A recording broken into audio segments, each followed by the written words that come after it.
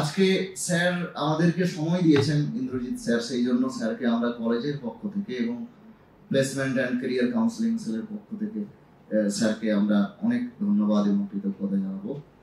আজকে স্যারের এই সেশনের দ্বারা তোমরা প্রত্যেকে ভীষণ উপকৃত হবে এবং স্যার যে কথাগুলো বলবেন সেগুলো তোমরা চেষ্টা করো সেগুলো ফলো করার। তোমাদের এই প্রিপারেশনের এই যে জার্নি এই সময়ে, তাতে ডেফিনেটলি তোমরা কিন্তু উপকৃত হবে। আমি আর কথা বাড়াবো না, এবার আমাদের সরাসরি আমাদের মূল আলোচনায় চলে যাওয়া উচিত। আমি এখন স্যারকে অনুরোধ করবো আলোচনা শুরু করার জন্য। আমাদের চাকরির নেচারটা এরকমই, যে ওই জন্যই গল্পটা বলছি, নাহলে ইরেলিভেন্ট হলে করে বলতাম না। একটা সিনেমা হয়েছিল, সৌমিত্র চট্টোপাধ্যায় রোলটা করেছিলেন, ভিডিও রোল করেছিলেন। সিনেমার নামটা আমি ভুলে গেছি, খেয়াল পড়ছে না, কিন্তু কাহিনীর প্রেক্ষাপট হচ্ছে তখন জেলা পরিষদ, this panchayat system was not there. I hope everybody understands Bangla. আমি আমার ইংলিশটা বলতে পারি না, সেখানে खिचड़ी भाषा बोलबो আর কি। तो this panchayat system was not there, वो नहीं थे, लेकिन वो यूनियन बोर्ड बोल के एक चीज हुआ करता था उस समय। यूनियन बोर्ड आज ওটার মানে উত্তরসূরি হচ্ছে আমাদের জেলা পরিষদ বা পঞ্চায়েত সিস্টেম। ইউনিয়ন বোর্ডের প্রেসিডেন্ট এখনকার সভাধিপতির মতোই বা পঞ্চায়েত সমিতির সভাপতির স্টেটাস করে ছিলেন। বিডিও সাথে সভাপতি বা ওই ইউনিয়ন বোর্ডের প্রেসিডেন্টের সংঘাত লেগেছে, উনি কলকাঠি নেড়েছেন, ভিডিও হ্যাজ বিন ট্রান্সফার্ড। উনি দেখতে এসছেন, সে ওই কি যেন বলে, সেই শেষ হাসিটা হাসতে এসছি আর কি, যে দেখ তোকে কিরকম ট্রান্সফার করে দিলাম এই গোছের একটা মানে, এবং পোশাকি ভাষায় বলছেন ভিডিওকে সে সি অফ করতে এসছেন।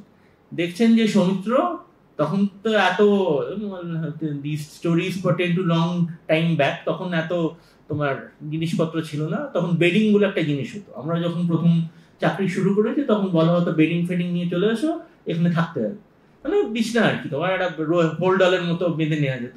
তো বিডিও সাহেব সেইটা বাঁধার চেষ্টা করছে। তো তখন বলছে ইউনিয়ন বোর্ডের সভাপতি যে কি বিডিও সাহেব কেমন দিলাম, মানে আমার পেছনে লাগতে গেছিলেন, হলো তো, ট্রান্সফারটা হয়ে গেল তো। তখন তার উত্তরে সৌমিত্র একটা কথাই বলেছিল, আমার এখনো কথাটা মনে আছে, যে সভাপতি সাহেব এই হোল্ডলটা খুলতে আমার যতটা টাইম লাগে বাঁধতে তার থেকে কম সময় লাগে। মানে মেসেज इज क्लियर, तो व्हाट आप मेरा क्या उखाड़ोगे, हाँ ये एक तो ट्रांसफर ही तो करोगे और कुछ क्या कर सकोगे आप, ठीक है। तो a this is what is a civil servant at least should be. অনেক দিন তো চাকরি হলো, খুব একটা সাকসেসফুল কি বিফল সেটা তো জানি না, ওভাবে কখনো ভাবি না। চাকরি করতে হয়, করি, পেটটা চলে বলে, আর কিছু করার ক্ষমতা নেই বলে। কিন্তু দুটো লোকের কথা মনে আসছে।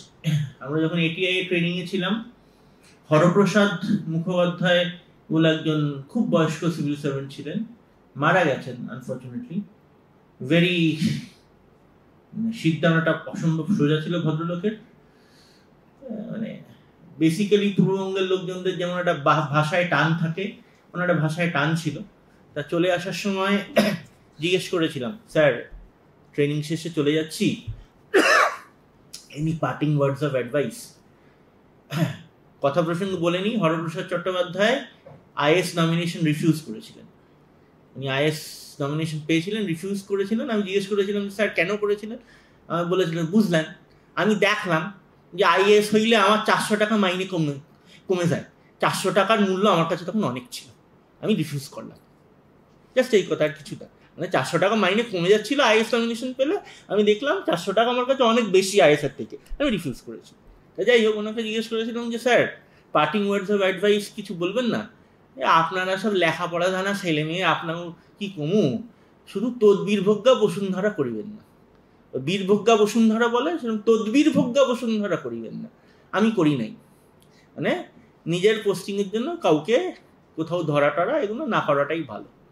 জানি না, মাঝে সাঝে দু একবার বলিনি কাউকে একদম নিজের পোস্টিংয়ের জন্য, তা নয়, কিন্তু চেষ্টা করেছি যে ওইভাবে মানে কি যেন বলে, ওই একদম সম্পূর্ণ পাপোশ হতে পারিনি। হওয়ার সুযোগ ছিল, হওয়া যেত। কেশপুরে যখন ভিডিও ছিলাম তখন তো লোকে কেশপুর বলতেই খুব ভয় পেত আর কি, কেশপুর নাকি শেষপুর। যাই হোক, আমার পলিটিক্যাল পার্টি সম্পর্কে সেরকম কোনো কি শ্রদ্ধাও নেই, ঘৃণাও নেই, মাঝামাঝি। ঠিক আছে, চলো ভাই, তোমরা আছো তোমাদের কাজ করবে, আমরা আছি আমাদের কাজ করবো, ঠিক আছে, কারণ ওদের ভেতরেও ভালো লোক আছে, আমাদের ভেতরেও খারাপ লোক আছে, জেনারেলাইজ করা যায় না কখনো। তো যাকগে এই জিনিস, আর যে জন্য বললাম যে আমরা সিভিল সার্ভেন্ট কেন, আমাদের সার্ভিসে একজন খুব নামকরা ভদ্রলোক আছেন, ফেসবুকে পাবেন, তার নাম হচ্ছে নিত্য সুন্দর ত্রিবেদী, খুব নামকরা মানুষ, রামেন্দ্র সুন্দর ত্রিবেদীর নাতি। স্যারের মজা ছিল, স্যার নাকি কোমরে দুখানা রিভলভার নিয়ে অফিসে ঢুকতেন, লাইসেন্স রিভলভার, এবং লোকজন দেখে ভয় পেত যে আবার ডাব্লিউবিসিএস অফিসে রিভলভার রাখে, উনি দুটো রিভলভার রাখতেন। তা নিত্য সুন্দর ত্রিবেদী, আমি একটা সময় আসানসোল দুর্গাপুর ডেভেলপমেন্ট অথরিটিতে এইও চাকরি করতাম, উনি এই পোস্টেই ছিলেন। তাই আগের জমানা, বাম জমানা, ভালো মন্দ খারাপ ওসব কিছুতে যাচ্ছি না, যাই হোক কোনো একটা ব্যাপারে যিনি ডেভেলপমেন্ট অথরিটির তো একজন চেয়ারম্যান থাকেন, তার সহযোগী কোনো একজন নেতা বলেছিলেন কোনো একটা ব্যাপারে, এই যা তো এই ওর কানটা ধরে টেনে নিয়ে যেত, ঠিক কোট আনকোট এই কথা বলেছিল। দুর্ভাগ্যবশত বা সৌভাগ্যবশত এই সাহেব সেখানে ছিলেন, তো মানে উনি পাশ দিয়ে যাচ্ছিলেন কোনো একটা কারণে, শুনে ফেলেছেন, স্ট্রেট ঘরের ভেতর ঢুকে বলেছিলেন যে চেয়ারম্যান সাহেব এই ওর কান ধরতে হবে না আপনাকে, বা লোক পাঠাতে হবে না কান ধরার জন্য, এই ও নিজে চলে এসছে। আর ওই নেতাকে বলেছিলেন যে আপনাকে একটা কথা বলি সাহেব, আমি এখান থেকে চলে গেলেও যেখানে যাব একটা বসার চেয়ার, একটা টেবিল পাবো, একটা গাড়ি ছোটোখাটো ভাঙাচোরা হলেও কিছু একটা পাবো, একটা আড্ডালি পেতেও পারি, নাও পেতে পারি, না পেলে বাড়ি থেকে ডাস্টারে নিয়ে এসে নিজের টেবিল নিজে পুছে নিতে পারি। আপনি 5 বছর বাদে কোথায় থাকবেন কেউ জানে না। যাই হোক, সেই সময় এই কথাটা বলতে পারার নাকি খুব সাহসের দরকার হতো আর কি, এমন নাকি একটা পলিটিক্যাল রেজিম ছিল। যাই হোক, হোয়াট এভার। তা সিভিল সার্ভেন্ট কেন, একটা কথা মনে আছে, সামবডি, মানে এখনকার দিনে ফেসবুকে একটা কথা খুব তৈরি হয়েছে, বডি শেমিং বলে, তাই তো? যারা জানো তারা জানো, আমাকে একজন বডি শেম করেছিল, খুব প্রখ্যাত অধ্যাপক, বিখ্যাত মানুষ বাংলার শিক্ষা জগতের, যাই হোক নামটা বলছি না, এখনো বেঁচে আছেন, বলেছিলেন যে চেহারাটা তো অফিসারের মতো, কাজ করো তো ঝাড়ুদারের মতো। হ্যাঁ, আমি তখন একটা আইটি কোম্পানিতে, একটা প্রাইভেট ছোট্ট আইটি কোম্পানিতে একটা চাকরি করতাম, যাক খুব গায়ে লেগে গেছিল। বলেছিলেন যে আমার একটা ছোট ইনস্টিটিউট আছে, সেটাতে ভর্তি হতে পারো তো, ঠিক আছে যদি ভর্তি হতে চাও। হ্যাঁ, সে ভর্তি হতেই পারি, তবে স্যার পয়সা করি তো কম, তার কারণ নিজের চাকরি করে নিজের পড়াশোনাটা চালাতে হবে রাদার, তার কারণ বাড়িতে হেল্প করার মতো কেউ নেই, আর চাইতেও পারবো না। ঠিক আছে, সেটা দেখা যাবে, আগে দেখি তোমার মধ্যে সেই মেটেরিয়াল আছে কি না, ডাব্লিউবিসিএস বা সিভিল সার্ভেন্ট কেন হতে চাও, 8 ঘন্টা সময় দিলাম, ওই পাশের ঘরে যাও, আমরা এখানে যেমন লাইব্রেরি আছে, ওটা লাইব্রেরি ঘর, দেখুন ফাঁকা একটি মেয়ে, তারপর তো গভীর আগ্রহে কি একটা বই পড়ছে। যাই হোক, আমি আর বাকি সব চেয়ার ফাঁকা। বললেন যে 8 ঘন্টা একটা প্যারাগ্রাফ লিখে আনো, why you want to be WBCS, it should not exceed 200 words। ঠিক আছে, বললেন বাংলায় পারবে? আরে না স্যার, বাংলায় পারবো না। আগে ক্ষমা চেয়ে নিচ্ছি, ইংলিশ হলে তাও চেষ্টা করে দেখতে পারি, বহুদিন বাংলা লিখিনি, ভুলভাল লিখব। তো যাই হোক, লেখাটা ওনার পছন্দ হয়েছিল, উনি আমাকে অ্যাডমিশন দিয়েছিলেন। আমি ওই মাঝে মাঝে অফিস কেটে ক্লাস করতাম, কারণ বুঝতেই পারছেন আই ওয়াজ ওয়ার্কিং, সবসময় ক্লাস করাটা সম্ভব ছিল না। এবং ওখানে যেটা হয়েছিল, পরীক্ষার ধাঁচ সম্বন্ধে একটু আধটু ধারণা হয়ে গেছিলো তখন। এখন এটা আন্ডারগোন সি চেঞ্জ, তখন জিনিসটা সত্যিই অনেক সোজা ছিল, with due regards to every officer ওই সময় যারা পাস করেছেন। এখন সিচুয়েশনটা অনেক ডিফিকাল্ট, অনেক রকম অনেক জিনিস, যেমন এই সময় অ্যাডভান্টেজ আবার ডিসঅ্যাডভান্টেজও আছে, তখনও তাই কিছু অ্যাডভান্টেজ ছিল, কিছু ডিসঅ্যাডভান্টেজ ছিল। যাই হোক, ওখানে খুব বিখ্যাত একজন মানুষের সংস্পর্শে এসেছিলাম। এই যে মানে আমি সাহেব জানেন, আমার দুটো পছন্দের বিষয় হচ্ছে ইতিহাস আর আপনাদের যেটা সংবিধান, এই দুটো এরকম খুব পছন্দের বিষয়। এর রুটসটা তখন প্রথিত হয়েছিল, তার কারণ I came into contact with professor Ashok Mukhopadhyay. যারা পাবলিক অ্যাডমিনিস্ট্রেশন পড়াশুনো করেন, দেখবেন তাতে রুমকি বাসুর একটা বিখ্যাত বই আছে। রুমকি বাসুর বইটাতে অশোক মুখোপাধ্যায়ের কাছে অ্যাকনোলেজমেন্টস দেওয়া আছে, হি is A internationally famous professor of political science. এবং পড়াশুনো যেটা সেই অর্থে বলা যায়, একটা ছোটো গল্প বলবো যদি সময় হয়, পড়াশুনোটা কীরকমভাবে না করা উচিত, আমরা পারি না আমাদের নিজস্ব অক্ষমতা, তাই স্যার সেরকম লোক আর কি। মানে একদিন মনে আছে যে ক্লাস কিছু করেছিলাম, একটা ক্লাসে যিনি হিস্ট্রি পড়াতেন তিনিও মোটামুটি নাম করা একজন ভদ্রলোক, যদি এখন বড্ড বেশি প্রো মানে অ্যান্টি বিজেপি কথাবার্তা বলছেন, বইটই লেখেন, গৌতম রায় বলে। যাই হোক, গৌতম স্যার আসেননি, ইন্ডিয়ান ন্যাশনাল মুভমেন্টের মডার্ন হিস্ট্রি যেটাকে বলে সিলেবাসটা শেষ হয়নি। তো অশোক স্যার এলেন, এসে বললেন যে তোমরা যা হয় ক্লাসে টিচার না থাকলে কচি বাচ্চাই হোক আর ধেড়ে বাচ্চাই হোক সবাই নাচানাচি করে, আমরাও নাচানাচি করছি, তাহলে এত প্রমোশন কেন এখানে? আমরা বললাম সিলেবাস শেষ হয়নি, ইন্ডিয়ান ন্যাশনাল মুভমেন্ট শেষ হয়নি। ইন্ডিয়ান ন্যাশনাল মুভমেন্ট শেষ হয়নি? খুব বাজে হয়েছে। কতক্ষণ টাইম আছে? স্যার 2.5 ঘন্টা তো ক্লাস পিরিয়ড, 2 ঘন্টা 15 মিনিট 20 মিনিট অলরেডি হয়ে গেছে। ঠিক আছে, you won't believe it, he completed the syllabus in 2 hours 15 minutes। পুরো গল্পের মতো করে বলে গেলেন, বললেন যে সাল তারিখগুলো ভাই একটু গন্ডগোল হতে পারে, বহুদিন বাদে বলছি তো মনে নেই, সাল তারিখগুলো একটু মিলিয়ে নিন, ঘটনাগুলো এই ঘটেছিল। পরে এসে চেক করেছিলাম, একটা সাল খালি গুলিয়েছিলেন, বাকি সব কটা ঠিক বলেছিলেন। বুঝেছিলাম যে না, লোকটাকে সারা মানে বাংলা বা ওনার যে রেলিভেন্ট ফিল্ড তারা খাতির করে। আমরা যখন স্কুলে পড়তাম, একটি ছেলে ছিল, আমাদের স্কুল খুব মানে লিনিয়েন্ট ছিল, মানে ফেল করলেও বের করতো না, খুব মিশনারি স্কুল তো, বাবা বাছা বলে বলতে চেষ্টা করে, বাবা পারবি বাবা এই করে করে চলছিল। গেল সে এতই অগা, সে কিছুতেই অঙ্কে পাস করতে পারে না, অত লিনিয়েন্ট স্কুলে তাকে রাখতে পারলো না, ছেড়ে দিল। ছেলেটার একটাই অ্যাডভান্টেজ ছিল, বাবার প্রচুর পয়সা ছিল। তার বাবা তাকে দেখলো যে তোর এ দেশে থাকলে কিছু হবে না, ওকে আমেরিকাতে পাঠিয়ে দিল। দেখা গেল যে ছেলেটা অঙ্কে পাস করতে পারছে না, সে ছেলেটার অসাধারণ অ্যাকিউমেন্ট আছে সাইকোলজিতে। He is a renowned psychologist in America now, practice করে রীতিমতো, মানে মাঝে মাঝে আসে। একবার বলছিলাম যে নিজেই বলছে যে অঙ্কে পাস করতে পারতাম না, এখন সাইকোলজি, লোকের মনের অঙ্ক বুঝে আমার দিন চলে আর কি। You never know what life will make of you. অদ্ভুত। আমি ওকে বলেছিলাম যে তুই কি মেজর, তোদের তো মেজর মাইনর হয়, তুই কিসে মেজর নিলি? বলে I took my major in psychology and you won't believe what I took my minor in. কি বলছে? Golf course designing. My god, golf course ডিজাইনিংয়ে তো ম্যাথামেটিক্সের আইডিয়া লাগে, কারণ কতগুণ গল্ফের নিয়মটাই হচ্ছে কত মিনিমাম শটে বলটা, যতগুলো হোলস আছে তার ভেতর মিনিমাম অ্যাটেম্পটে হোলস গুণে পাঠানো যায়, সেই উইন করে। গল্ফে এটাই নাকি নিয়ম।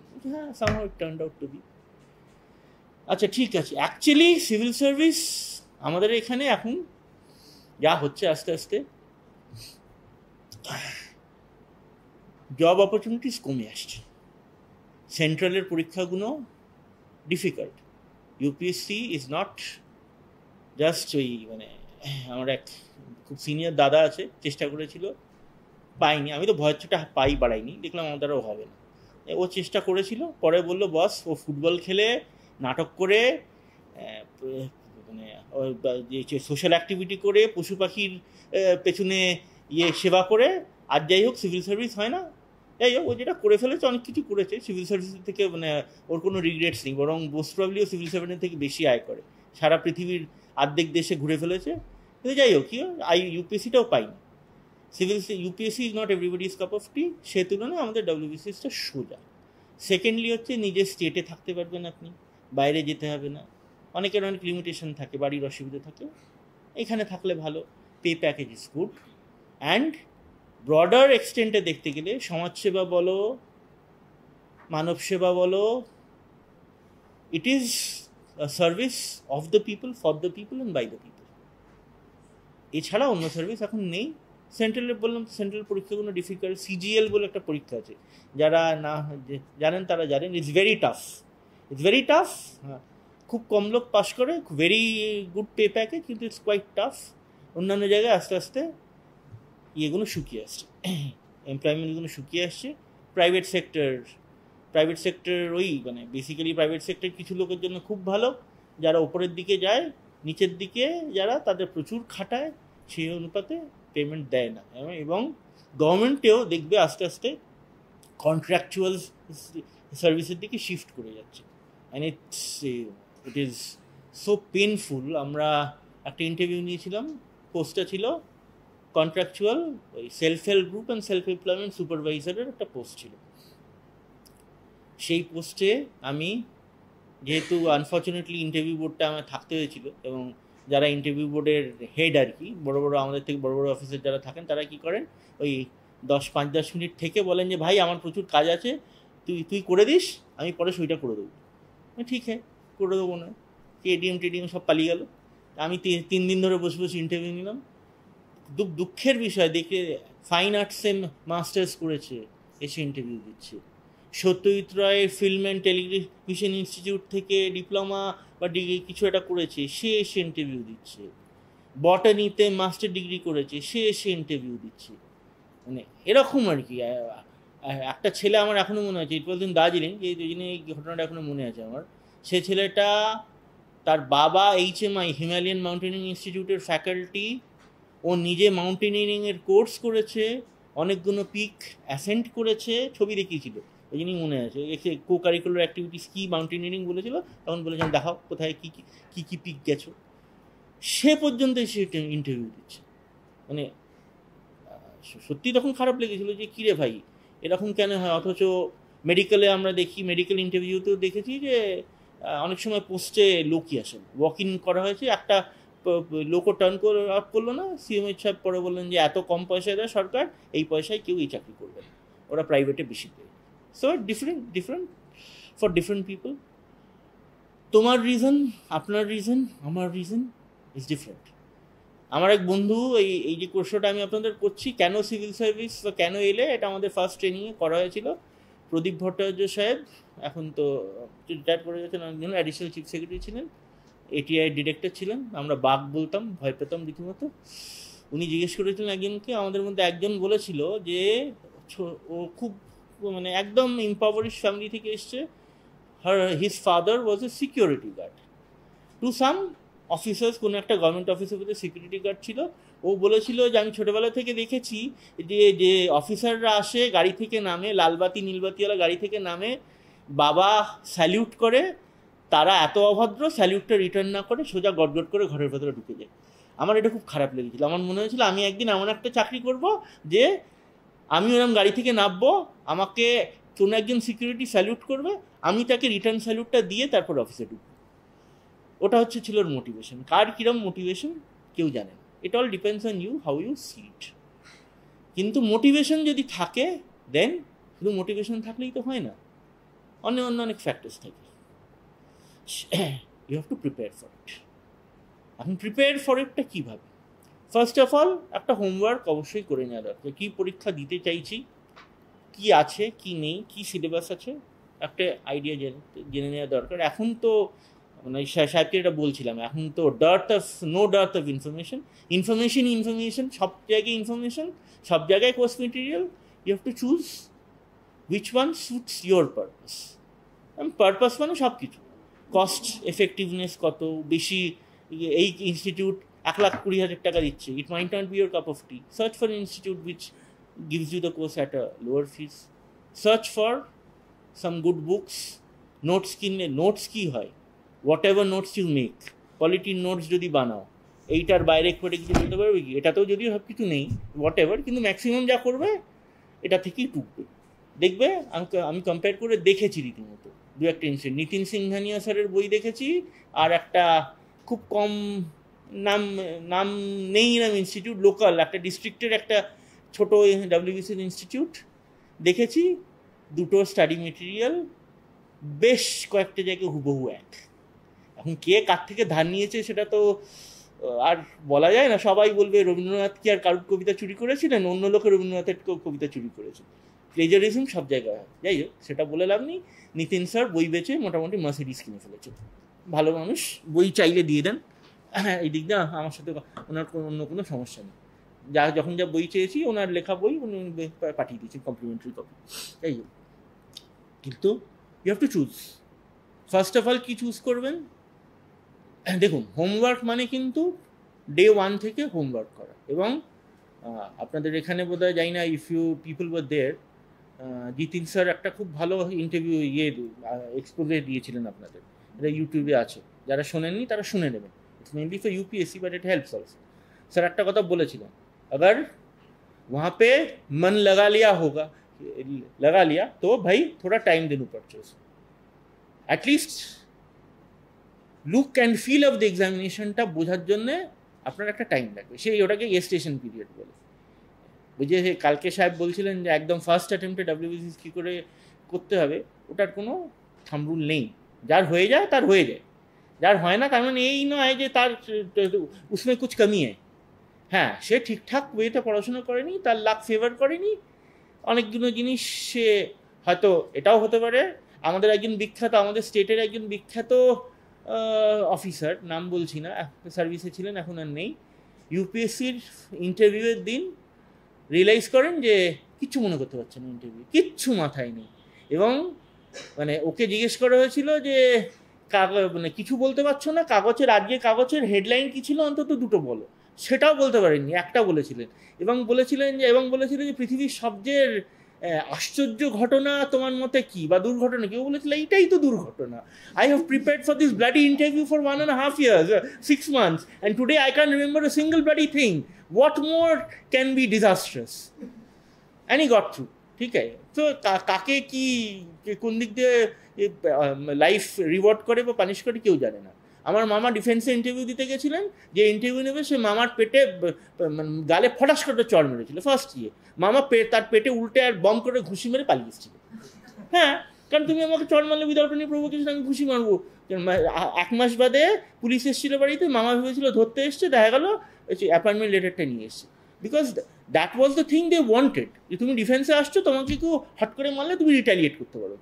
So you never know what might click for you. ওই জন্য কম্পিটিটিভ পরীক্ষায় anything can happen, but gestation period দরকার টু নো যে আমার প্রিপারেশন কোথায় কম আছে, বা আমাকে কোথায় শেপ করতে হবে, আমাকে কোথায় মডিফাই করতে হবে, আমাকে কোথায় কাট করতে হবে। এবং এইসব কম্পিটিটিভ পরীক্ষার মেন এটা কি বলো তো, মেন এটা হচ্ছে you should know what not to learn, what not to read, you should know what not to read.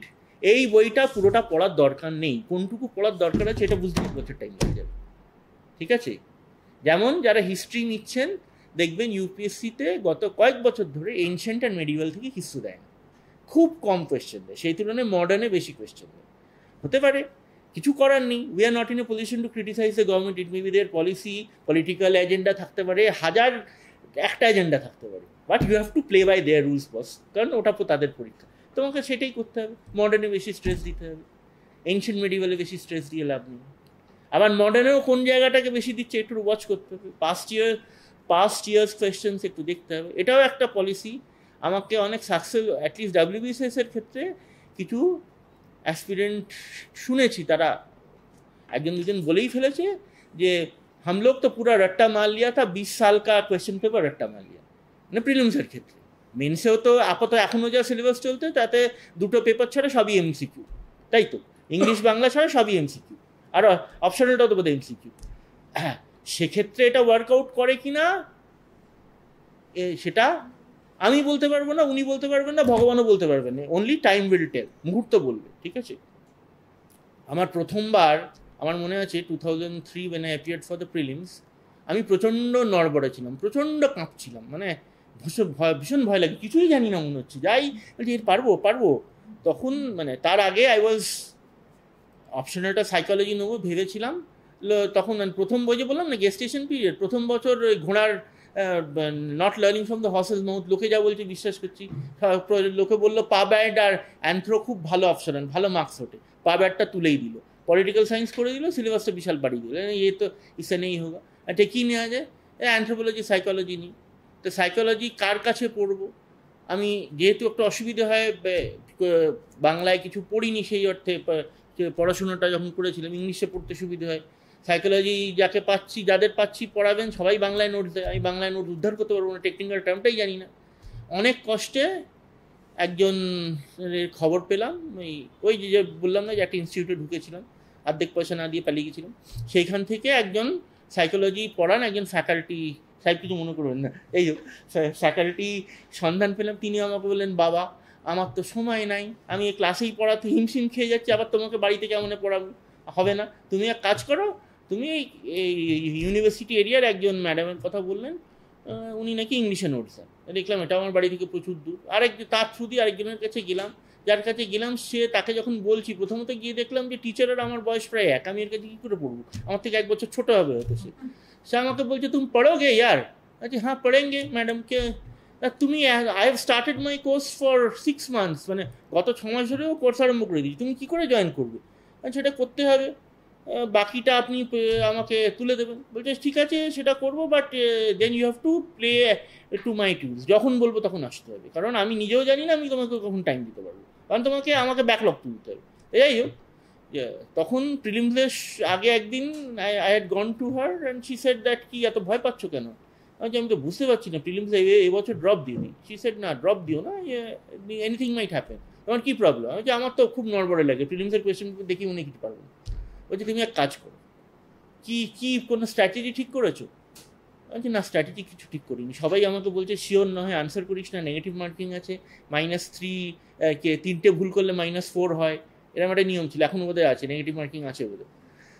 বলছে আমি তোমাকে বলবো ইউ গো অল আউট। আমি গো অল আউট? বলছে হ্যাঁ, তোমার ওই লাক্সারিটা নেই এখন যে তুমি যেটা জানো সেটাই ঠিক উত্তর দেবে, তুমি কিছুই জানো না তোমার মনে হচ্ছে, গো অল আউট। তার কারণ তুমি যেটা জানো সেটার থেকে তো ঠিকই আছে, যেটা জানো না ওটা অদ্ভুত জিনিস বলেছিল, মানে এটা আমার ক্ষেত্রে খেটে গেছিলো। আপনারা কিন্তু এটা অ্যাডপ্ট করবেন না, যদি না শিওর কনফিডেন্ট হয়। আমি কিছু জানতাম না তো অ্যাডপ্ট করেছিলাম, আমার ক্ষেত্রে এটা খেটে গেছিলো। কিন্তু সেটা হচ্ছে আমাকে বলেছিল যে ধরো দেয়ার আর 200 কোয়েশ্চেন্স, তুমি তার মধ্যে 120টা পারলে, 80টা পারলে না। 80টার ক্ষেত্রে লোকের একটা গাট ফিলিং বলে একটা জিনিস হয়, তুমি যদি পড়ে থাকো মনে হবে এটাই বোধহয় হতে পারে, অনেক সময় গাট ফিলিং খেটে যায়। যেটা গাট ফিলিংয়েও খাটছে না সেক্ষেত্রে বলেছিল যে মানুষ একটা লোকই তো মডারেট করে কোয়েশ্চেন পেপারটা, হয়তো তোমার ইন্ডিয়ান ন্যাশনাল মুভমেন্ট একজন করলো, হিস্ট্রি একজন করলো, সায়েন্স উনি করলেন, সাহেব পলিটি করলেন, আমি এই জিকে বা কারেন্ট অ্যাফেয়ার্স করলাম, এরকম একজন মডারেট করে, ঠিক আছে। বলছি আমাদের হিউম্যান সাইকোলজি হচ্ছে যে আমরা human beings are suppose to be rational, we are most irrational at times, কিন্তু এই র্যাশনালিটি বলে আমরা যখন কোয়েশ্চেন চুজ করি উত্তরগুলো এমনভাবেই নাকি আমরা চুজ করে ফেলবো আনকনসিয়াস বা সাবকনসিয়াসে, যে তার মানে ধরো 200টা কোয়েশ্চেন আছে, তার 40টার উত্তর এ হবে, 40টার উত্তর বি হবে, 40টার উত্তর সি হবে, 40টা ডি হবে, 40টা ই হবে। এটা আনকনসিয়াস বা সাবকনসিয়াস করিই নেই, এটা নাকি এরমভাবে হয়ে যায়। তার মানে বলছে হ্যাঁ তুমি যেটা পারবে না সেগুলো ওইভাবে খেলে যাবে, প্রথমটা এ, পরেরটা বি, তারপরটা সি, তারপরটা ডি, তারপরটা ই, এবং you repeat this cycle until your questions are completed. এটা তো পুরো গ্যাম্বল হয়ে গেল বস। হ্যাঁ, gamble is you have nothing, তোমার কাছে কিছু নেই, তুমি সিলেবাস কমপ্লিট করতে পারো নি, তুমি এখনও অফিস করে যাচ্ছ, ছুটি পাচ্ছ না অফিস থেকে, আমার ক্লাসই অ্যাটেন্ড করো না, অপশনাল তো প্রিলিমসের পরে, প্রিলিমস কোয়ালিফাই করলে অপশনাল লাগে, তুমি প্রিলিমস কোয়ালিফাই করবে কিনা সেটা বুঝতে পারছো না, what else strategy than you have, it's better তার থেকে ডুব মারছিলে, আমি তোমাকে একটা স্ট্র্যাটেজি দিচ্ছি। আমি 198 আনসার করেছিলাম, একটা পারিনি, সেটা কিছুই মাথায় আসেনি, আর কিছু উত্তরও বুঝতে পারলাম না কী হতে পারে।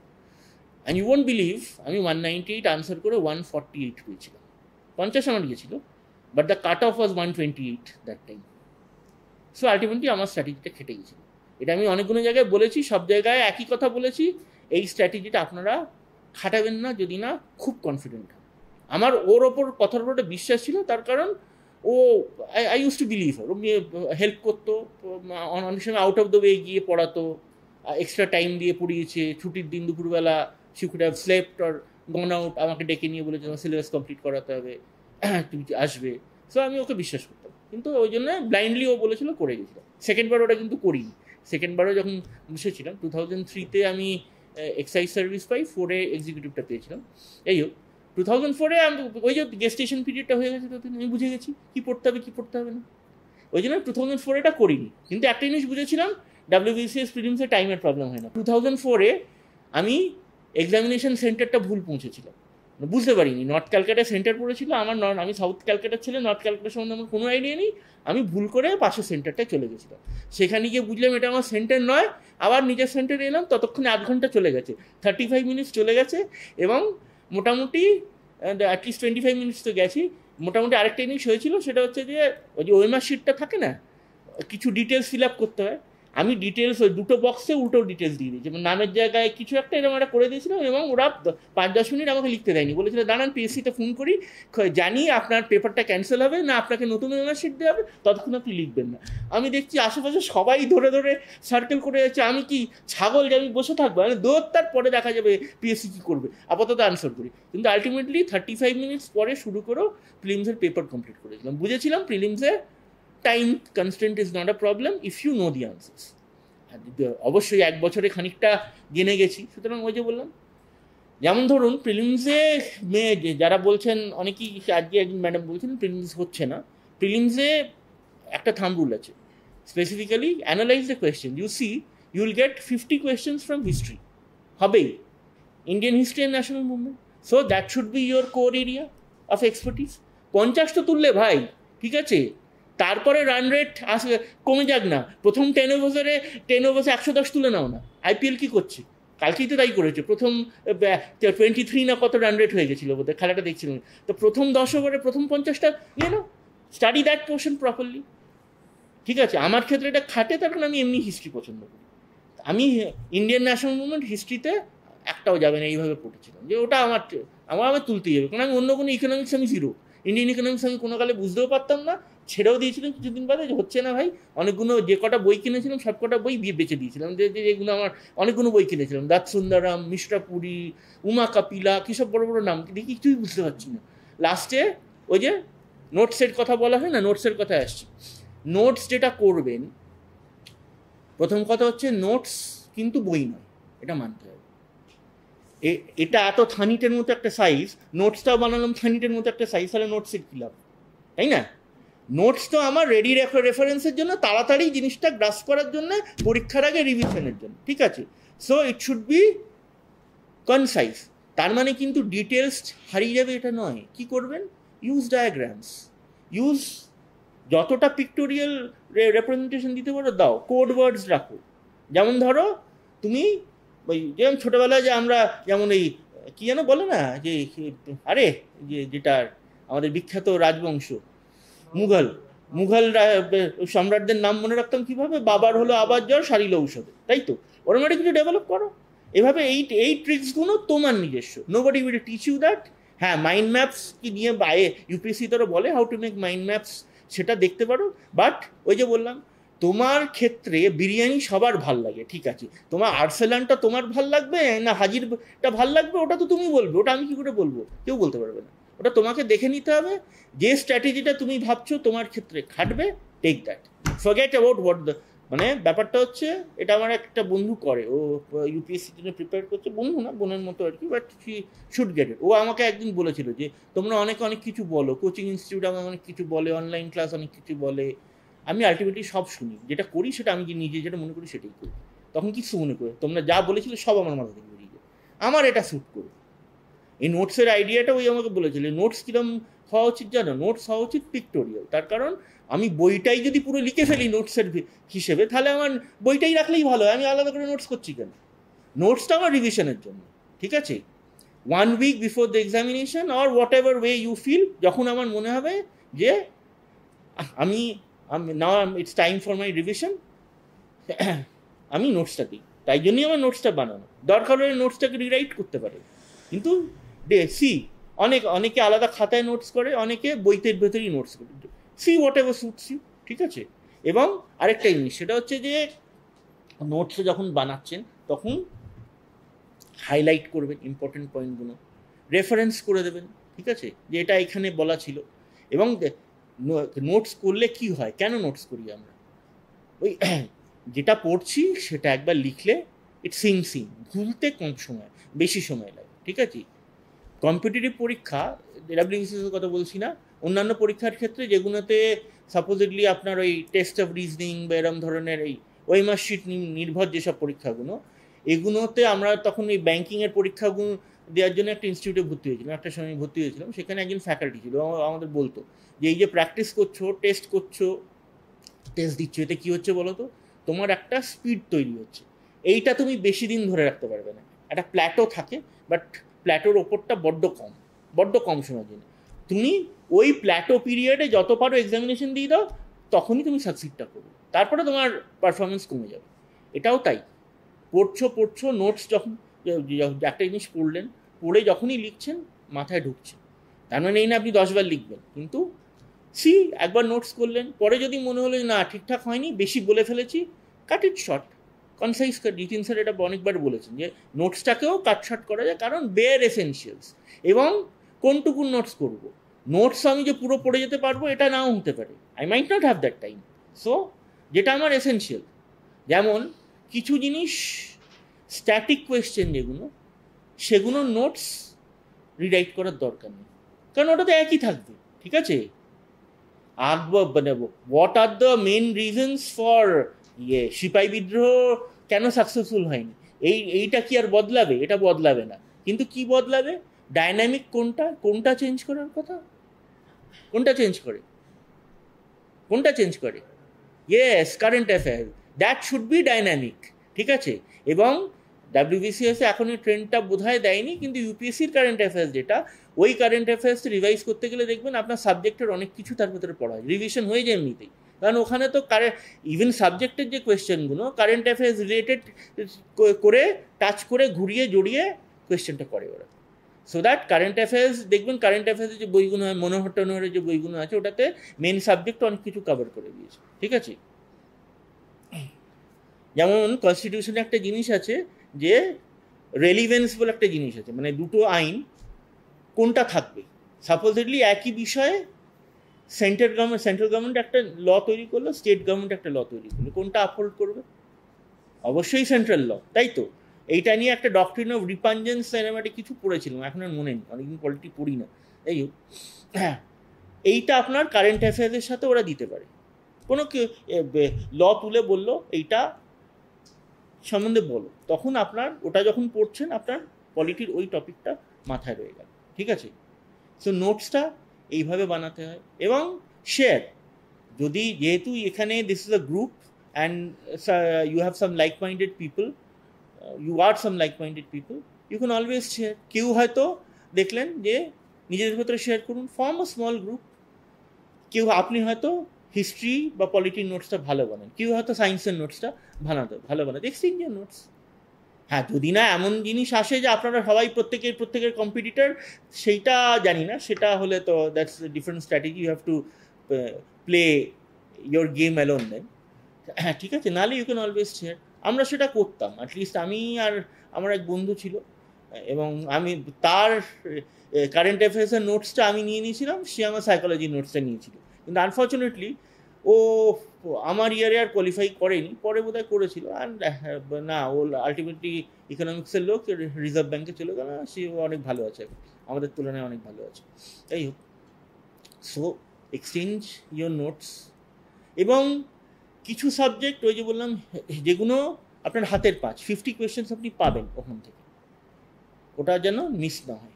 ইংলিশ যে পোর্শনটা দেয়, গ্রামার ইজ রিলেটিভলি ইজি, খুব ডিফিকাল্ট কিছু দেয় না, প্র্যাকটিস করতে হবে। কোন জায়গাগুলো প্র্যাকটিস করতে হবে? ট্রান্সলেশন, মেন্সে একটা ট্রান্সলেশন প্যাসেজ দেয়, প্রিসি দেয়, একটা লেটার দেয়, তাই তো? এখন তাই দেয় তো ইংলিশের ভেতরে, that is a qualifying paper, কিন্তু কোয়ালিফাই তো আপনাকে করতে হবে। ট্রান্সলেশন প্র্যাকটিস করতে হয়, তার কারণ, বা ট্রান্সলেশন বা প্রেসি, এগুলো প্র্যাকটিস করতে হয়, কারণ ওই যে বললাম করতে একটা চলে আসে, এসেটা প্র্যাকটিস করতে হয়। তার কারণ নাহলে লেখার যত আপনি লিখবেন তত আপনার হাতটা ফ্রি হয়ে যাবে। Because it might not be যে আপনি এসের যে টপিকটা পেলেন ওটা আপনার আগে পড়া আছে, বা ওটা নিয়ে ওর ওপর কোনো এসে আপনি আগে পড়েছেন, নাও হতে পারে। You might have to think and write. সেই থিঙ্কিংয়ের সাথে সাথে লিখতে গেলে অসুবিধে, চিন্তা করতে পারছি, এক্সপ্রেস করতে পারছি না, আপনার টাইম যাবে, you have to save time. কী করতে হবে? সেটা হচ্ছে যে essay try to have a good beginning. কিছু না, আপনি স্যার 3 জন এসে লিখছি, আমাদের এসের কোয়ালিটি কিন্তু মোরাললেস এক। ঠিক আছে, কি করে আপনারটা ডিস্টিংশন করবে लोगजन? আপনাকে तो यू शुड हैव जो आपका एग्जाम स्क्रिप्ट क्या बोले चेक कर रहे उसके ऊपर भी थोड़ा रहम करो। वो भी तो घर में हजारों झमेला ये प्रॉब्लम्स के सामने खाता देख रहे, তাই না? বাড়িতে হয়তো বউয়ের খাঁচানি খাচ্ছে, বাজারটা হয়তো করা হয়নি, ছেলে মেয়ে হয়তো পেছনে গুঁতোচ্ছে, হয়তো ইএমআইটা দেওয়া হয়নি, লোনের ব্যাংকের লোক এসে সব তো তার সে সামলাচ্ছে। সে যে ওর জাজমেন্ট করছে বা ঠিকঠাক করবে আপনি ভাবছেন কি করে? নাও করতে পারে। সো আপনাকে নিজের দিক থেকে করতে হবে যে আমার খাতাটাকে দেখতে হবে। First of all handwriting should be decent. আমি বলছি না একদম সেই আমাদের ব্রিটিশ পিরিয়ডে ক্লার্কদের মতো হ্যান্ডরাইটিং করুন, এরা ছাপার অক্ষরে হতো, বলুন না, but it should be legible. Illegible হাতের লেখা দেখলে এমনি লোকের মাথা গরম হয়ে যায়। It should be legible. Secondly হচ্ছে হ্যাভ আ গুড বিগিনিং। এসের ইন্ট্রোডাকশনটা একটু সুন্দর করুন, কনক্লুশনটা একটু সুন্দর করুন, বডিতে কী লিখবেন সেটা তো আপনার ব্যাপার, কিন্তু রাইট ইট পয়েন্ট ওয়াইজ। বড় এত বড় প্যারাগ্রাফ করবেন না, কারুর ভাল লাগে না সেটা পড়তে। ওই ওজন দেখে যারা নম্বর দেয় সেটা ছাড়া পয়েন্ট আকারে রেখাটা ভালো। আমার মনে আছে, মানে আমি চিরকালই এসেতে খুব ছড়াই, কোনো দিনই স্কুল লেভেল থেকে ছড়াচ্ছি। আমাদের সময় মাধ্যমিকে একটা এসে লিখতে হতো, এখন বোধহয় উঠে গেছে। আমার সময় এসেছিল যে নেতাজি সুভাষচন্দ্র বসুর উপর একটা এসে এসছে, বিগিনিং খুঁজতে পারছি না, কি মাথায় আসছে না। হঠাৎ মনে পড়লো যে H.G. ওয়েলসের একটা বই আছে, গ্লিমসেস অফ ওয়ার্ল্ড হিস্ট্রি না ওয়ার্ল্ড হিস্ট্রি এরম টাইপের একটা কিছু, দেখবেন তাতে অশোকের ওপর খুব সুন্দর একটা লাইন আছে, বলা আছে amidst the tens and thousands of monarchs, names of monarchs that crowd the columns of history, their serenities and highnesses and the like, এরকম একটা blah blah blah, the name of Ashoka and Ashoka alone shines like a star, from the Volga to Japan his name is honored, এরকম কিছু বলেছে। আমি ওইটাকে সুভাষ বসুর নাম চালিয়ে দিচ্ছি, from along the names of tens and thousands of freedom fighters who crowd the columns of history, the name of Subhash Chandra Bose shines almost like a star। ভুল কি বলেছি রে ভাই, ইন্ডিয়া থেকে জাপান টেনে দিয়েছি, আমি বিগিনিংটা হয়ে গেল সেরকম টাইপের। মানে এগুলো কি হয় বলুন তো, প্র্যাকটিস করলে আপনার মাথায় একটা আইডিয়া এসে যাবে। আমাদের সময় একটা এসে দিয়েছিল ইংলিশে WBCS, prospect of a third world war. Prospect of a third world war তো কিছুই বুঝতে পারছি না কি লিখবো। আরে শালা সেকেন্ড হয়েছে, থার্ড কবে হবে আমি কি জানি। তখন মনে হলো বাবা অনেকদিন আগে একটা কথা বলেছিল, বাবার সাথে মাঝে মাঝে কথা হতো, কারণ father was very busy person. ছেলের লেখাপড়া আর ব্যাপারে বাবার ইন্টারেস্ট ছিল না তা নয়, কিন্তু দেখার মতো সময় ছিল না। আর বাবা ওইরকমই, বাবার থিওরি চিরকালই ছিল যে একবার বলবো, একবারে শুনবে, একবারে বুঝবে, তার বেশি বলবো না, আর যেটা নিজে করতে পারো সেটা আমি জিজ্ঞেস করবো না, সেটাই নিজেই করবো, আমি করবো না তোমাদের। যাকে তো বাবা একবার কথা বলেছিল আমাকে যে আইনস্টাইনকে নাকি একবার জিজ্ঞেস করা হয়েছিল যে what is the prospect of a third world war. Einstein তখন বলেছিলেন যে থার্ড ওয়ার্ল্ড ওয়ার হবে কিনা আমি জানি না, বাট ফোর্থ ওয়ার্ল্ড ওয়ার যদি হয় then it will be a war with maces, গদা নিয়ে যুদ্ধ করতে হবে, তার কারণ থার্ড ওয়ার্ল্ড ওয়ারে সব শেষ হয়ে যাবে, মানুষ আবার সেই আগেকার দিনে গদা ঢাল তরোয়াল বল্লম নিয়ে যুদ্ধ করবে, এরকম বছর একটা কিছু। আমি ওই ইন্ট্রোডাকশনটা চালিয়ে দিয়েছিলাম। এটা হচ্ছে স্পার অফ দ্য মোমেন্ট, আপনার মাথায় এসে গেলে আপনি চালালেন। এই জিনিসগুলো প্র্যাকটিস করলে তাড়াতাড়ি আসে। যে जितिन सर बोलेছিলেন जी, जितने लोग ऐसे कैसे लिख रहे हैं ऐसा के बारे में कंप्लेन करते हैं, वो लोग आधे लोग लिखे भी नहीं है कैसे, প্র্যাকটিস পিরিয়ডে এসে লেখেই নি, তাই জন্য অসুবিধাটা হচ্ছে। এগুলো essay you have to practise, translation you have to practise. ট্রান্সলেশনের একটা নিয়ম আছে, আমার এটা খুব অসুবিধা ছিল, তার কারণ আমি যে বললাম না, আমি যখন দেখলাম প্রিলিমসটা ক্লিয়ার করে গেছি, তখন মনে হলো এরই আমাকে তো মেন্স দিতে হবে, আমি কি করব, আমি তো বাংলা লিখতেই পারি না ভালো করে। আমার একজন বাংলা স্যার ছিলেন, মানে এই আবদারগুলো মোটামুটি এই লোকগুলোর কাছে করা যেত, এখন হলে করা যেত কিনা কে জানে। সে কলেজে উনি আমাদের বাংলা পড়াতেন, তো আর কাউকে না পেয়ে সে বেড়ে বেটাকে গিয়ে ধরলাম, উনিও খুব বিখ্যাত মানুষ, ভালো মানুষ, ওনাকে বললাম স্যার বাংলাটাকে তরিয়ে দেবেন। উনি বললেন বাংলা তরাবো কি, তুমি তো লিখতেই পারছো না দেখি, হে তোমার তাহলে তুমি তো হরফ ভুলে গেছো। আমি হ্যাঁ স্যার কী করবো স্যার, গত 10 বছর বাংলা লিখিনি আমি, তো কী করা যাবে, চিঠিও ইংলিশে লিখতাম। তো তুমি আগে দিন 7-10 ধরে অকথা লেখো, তারপর দেখছি। এবং আমাকে বললেন কী সে অসুবিধা হচ্ছে, যেন স্যার ট্রান্সলেশনটা খুব অসুবিধা হচ্ছে, বুঝতে পারছি না, আগে যা করেছিলাম মাধ্যমিকে তো করতে হতো, কিন্তু হচ্ছে না ব্যাপারটা। তখন মানে একটা কাজ করো, স্পিড স্লো হবে, টাইম বেশি লাগবে, টাইমটা আগে দাও, পরে টাইমটা তুমি কাটছাট করো। কী করবো বলছে, আগে প্যাসেজটা নিয়ে একটা লিটারাল ট্রান্সলেশন করো। লিটারাল ট্রান্সলেশন মানে একদম লিটারাল ট্রান্সলেশন, ঠিক আছে, আই গো, আমি যাচ্ছি, আই গো, এরম টাইপের আর কি। বলছি লিটারাল ট্রান্সলেশন করে প্যাসেজটাকে খাড়া করিয়ে দাও, করে তারপরে examine your passage once again, অরিজিনালটা পড়ো, দেখো যে ফ্রি ট্রান্সলেশন কতটা করতে পারো। ফ্রি ট্রান্সলেশন মানে হচ্ছে বুঝতেই পারছেন, একটু জিনিসটাকে হাইপো করা, একটু ঠিকঠাক করা, একটু ওয়ার্ড সাবস্টিটিউট করা, একটু ভালো কথা দেওয়া, এক্সপ্রেশনটা চেঞ্জ করে দেওয়া। মানে ফুরত তরু কি জানো, ওই শুষ্কং কাষ্ঠং তিষ্ঠতি অগ্রে আর নিরস তরু বড় ফুরত ভাগের মতো যা ডিফারেন্স আর কি, ওইটা করো। মানে স্যার তো প্রচুর সময় লাগবে, বলছি হ্যাঁ এটা লাগবে তো।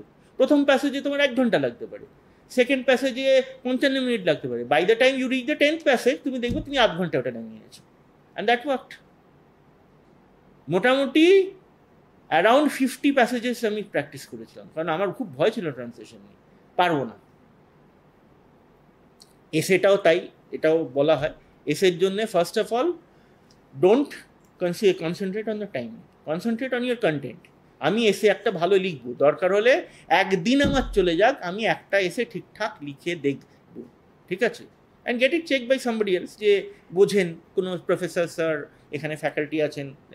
কিন্তু আস্তে আস্তে যখন তুমি ওই কন্টেন্টটার উপর তোমার কন্ট্রোল এসে গেল, তুমি বুঝলে যে হ্যাঁ মোটামুটি আমি একটা গুড বিগিনিং, গুড এন্ডিং, একটা বডি করতে পারছি, তখন you concentrate on the time, যে আমি একটা টাইমে লিখতে হবে। তার কারণ অ্যান্ড দ্য ওয়ার্ডসও তো একটা লিমিট থাকে, তবে ওয়ার্ড লিমিটটা আমার মনে হয় না মানে সেইভাবে এমন লোকে এত বেশি লেখে যে ওয়ার্ড লিমিট ক্রস করে যায়। বাট যদি মনে হয় যে ওয়ার্ড লিমিট কমাতে হবে, সেটার একটা নিয়ম আছে। দেখবে এখন আমি যেটা মাঝে মাঝে করি, try to right something within একদম একটা লিমিটেড ওয়ার্ডসের ভিতরে। ফেসবুকে এরকম অনেকগুলো গ্রুপ আছে দেখবে, যেখানে দে টেল ইউ টু রাইট নিজস্ব কিছু স্টোরি বলো, পোয়েম বলো, শব্দ সংখ্যা বেঁধে দেয় পুরো, মানে ওর বেশি করলে they will not publish your work. সেরকম কিছু প্র্যাকটিস করো, সামারাইজেশনটা চলে আসবে। ইনফ্যাক্ট প্রেসি করা খুব ডিফিকাল্ট, ইট ইজ বেটার, মানে ভাব সম্প্রসারণ করার থেকে প্রেসি করা ডিফিকাল্ট। তার কারণ কী করে কোনটা কাট করতে হয় ওটা বোঝা যায় না, কারণ প্রেসির প্যাসেজের ভেতরেই অনেক কিছু রিপিটেশন থাকে, কোন রিপিটেশনটা বাদ দেবো, কোনটুকু বাদ দিয়ে দেবো, এটা বুঝে প্র্যাকটিস করেই এটা করতে হয়, এটা ছাড়া আর কোনো উপায় নেই। ঠিক আছে, অপশনালটা প্রথম কথা দেখো, প্রেপারেশনের যেটা নিয়ম, এখন তো অনেক মেটেরিয়াল হয়ে গেছে, তাও আই স্ট্রেস অন, যাই WBCSE দাও আর UPSC দাও, go through the NCERT books once. NCERT সব বই এখন অ্যাপে পাওয়া যায়, কিনতেও হয় না, আমাদের সময় কিনতে হতো, বা সোদপুরে ওদের অফিস ছিল, গিয়ে নিয়ে আসতে হতো। এখন অ্যাপে পাওয়া যায় NCERT বুকস, গুগল প্লে স্টোরে পেয়ে যাবে। 9, 10, 11, 12 UPSC হলে বলতাম ক্লাস 6 থেকে পড়ুন, 9, 10 WBCS অত লাগে না, 9, 10, 11, 12 গো একটা জেনারেল রিডিং দাও, কিছু না অ্যাটলিস্ট, কারণ ওদের বইগুলো খুব structure, at least history, geography, science এবং ওদের যে পলিটিক্স বা কনস্টিটিউশন যে পোর্শনটা এটা আমাদের লাগে, ওইগুলো খুব স্ট্রাকচার্ড। ইয়াস, তুমি তো অ্যাপ থেকে পড়বে, তোমায় কিনতে হবে না, কিছু হবে না, একটা আইডিয়া হয়ে গেলো। যেটা মনে হলো কেনা, যেন ওদের কনস্টিটিউশনের বইটা খুব সুন্দর করে লেখা আছে, একদম 9 না 11-এর বইটা পাতলা একটা বই, এই হোক ওইটা পড়ো। তারপরে go for a general studies manual, যদি মনে হয় you can go for a general studies manual. আমি নাম কোনোটারই বলবো না, কারণ নাহলে বই বলে দেওয়া হয় যে এটাই কেন, এরকম নয়, অনেক কিছু আছে, which ever suits your need use that. তারপরে তো এখানে মেটেরিয়াল দেবে, ওখানে মেটেরিয়াল দেবে, গো ফর দ্যাট। অ্যান্ড যদি মনে হয় তোমার মেটেরিয়ালে হয়ে গেল, ঠিক আছে, নাহলে ইউ মেক সাম কোজেন্ট নোটস, যেটা তোমার রিভিশনের জন্য কাজে লাগে। এটা পুরোটাই তোমার ব্যাপার, কারণ হয়তো আমি বললাম তুমি মডার্নের নোটস বানাবে, তোমার মনে হলো মডার্নটা আমি বই রেখেই আমার হয়ে যাচ্ছে, বা অত নোটস ওর থেকে আমার মানে জিওগ্রাফি নোটসটা বানালে বেটার হবে। তবে নোটস পিক্টোরিয়াল করো, ডায়াগ্রাম, লাইন ডায়াগ্রাম, বার ডায়াগ্রাম, যেগুলো আমরা ডেটাটাকে কনসাইজ করার জন্য ইউজ করি, সেইভাবে এইগুলো ইউজ করো, যাতে তোমার নোটসগুলো কোজেন্ট হয়, খুব বেশি ডিস্ট্রিবিউটেড না হয়। এবং current affairs is a dynamic thing, current অ্যাফেয়ার্সটা মনোযোগ দিয়ে লক্ষ্য করে যেতে হবে। গো ফর, হ্যাঁ এখন অনেক কারেন্ট অ্যাফেয়ার্সেরও ম্যাগাজিন পাওয়া যায়, প্রতিযোগিতা দর্পণ, আরও অনেকগুলো এখন বেরিয়ে গেছে ডেডিকেটেড। তারপরে ম্যাকবুক বলে একটা জিনিস বেরিয়েছে বোধহয় এখন, have you heard of the MacBook? Search MacBook, গুগলে পাবেন, ফ্রি আছে, আর যেগুলো পেড আছে খুব বেশি দাম নয়, 50, 85, 100, 125 এরকম দাম হয়, ম্যাক্সিমাম হয়তো 500 টাকা। ম্যাকবুক হচ্ছে যে ধরো একটা সাবজেক্ট সিলেবাস, যে হিস্ট্রি বা জিওগ্রাফি, পুরো সিলেবাসটাকে ওরা একটা ম্যাগাজিনের ভেতরে করে দেয়, জন্যই নাম হচ্ছে Magbook. It's a magazine, it's a book, ঠিক আছে। এই ম্যাকবুকটায় কিন্তু কি হয়, এগুলো প্রিলিমসের জন্য অনেক সময় কাজে লাগে, তার কারণ তোমার তো এমসিকিউ হয়তো এমন একটা জিনিস দিল যেটা চট করে অনেক বইতে লেখা নেই, ও হয়তো কোনো একটা বইতে পেয়েছে, তাই জন্য এটা ঢুকিয়ে দিয়েছে। যেমন আমি যদি এখন জিজ্ঞেস করি যে আচ্ছা বলুন তো রামমোহন রায়ের গুরুর নাম কী ছিল, কেউ পারবে না, ওটা কোথাও লেখা নেই। একমাত্র পুরনো জীবন মুখোপাধ্যায় না কি একটা বই ছিল একটা সময় মাধ্যমিকের ইতিহাসে পড়ানো হতো, এখন জানি না আছে কিনা, মোস্ট প্রবলি অ্যাব্রিজ করে দিয়েছে, আছে তো। জীবন মুখোপাধ্যায় ওটা পেয়েছিলাম পুরনো এডিশনে, যে রামমোহন রায়ের গুরুর নাম ছিল হরানন্দ কুলবধূ তীর্থস্বামী। এটা পরে একটা উপন্যাসও দেখেছিলাম, যে ভুলভাল কিছু না, যেরকম টাইপ এই ইনফরমেশনগুলো ওখানে থাকে। হিস্ট্রি তো অনেকটা ইনফরমেশন বেসড, কিন্তু ওই সাল তারিখগুলো গুলিয়ে যায়, এটার কার কোনো উপায় নেই। এবং যেগুলো মনে হচ্ছে যে আমি মনে রাখতে পারছি না, আমি ভুলে যাচ্ছি বারবার, ডু ওয়ান থিং, নোটস তো লিখেইছো, ওটাকে বা যদি নোটস করে থাকো, বা if you have a printed copy, get it xeroxed, enlarged, paste it in front of your face. যে ঘরে শুচ্ছ, যে ঘরে স্টাডি রুম ঘোরাফেরা করছো, যেখানে দেয়ালে পেস্ট করে রেখে উঠবে, দেখবে, শোবে, দেখবে, যতবার দেখবে ততবার ওটা মনের ভিতরে আস্তে আস্তে ঢুকে যাবে। আমরা ম্যাপ, যারা মানে অনেকে আছে দেখবে মোটামুটি ম্যাপ না দেখো ঝাড়াঝাট করে তোমায় বলে দেবে কোথায় কি আছে, কারণ কি ম্যাপটা মনের ভেতরে ঢুকে গেছে। এই জিনিসটা আমাদের একজন এই 2019 সালে 2015 বোধ হয় 15-এ একটা বাই ইলেকশন হয়েছিল। বাই ইলেকশনে আমি আরও ছিলাম। আমার যে অবজারভার এসেছিলেন ভদ্রলোক পশ্চিমবঙ্গে নেমে প্রথম কথা বলেছিলেন, মেরেকে ওয়েস্ট বেঙ্গলকে একটা ম্যাপ দেব। প্রথম রিটার্নিং অফিসারকে উনি চাইছেন, ভোটার লিস্ট চাইছেন না, কিচ্ছু চাইছেন না, বলছেন ওয়েস্ট বেঙ্গলে একটা ম্যাপ দাও। পরে বলেছেন ম্যাপ রিডিং ইজ মাই হবি, এবং একদিনের ভেতরে বললেন আমি মোটামুটি তোমাকে ওয়েস্ট বেঙ্গলের কী কী ডিস্ট্রিক্ট আছে ওপর থেকে টপ টু বটম বলে দিতে পারি, না দেখে চোখ বন্ধ করে। ও ম্যাপটা পড়ে নিয়েছে। ও ম্যাপটাকে, এবং ম্যাপটা যখন নিয়ে গেছিলাম বলছে সামনে লাগাও, আমি এখানে ওর গেছি সার্কিট হাউসে যে ঘরটা একদম সামনের দেয়ালে চিপকে দেবো। ও সারা রাত ধরে ওটা দেখেছি।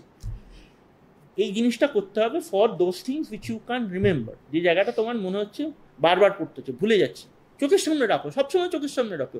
কিছু তো ভিজুয়াল এফেক্ট হয় রে ভাই, হয় না?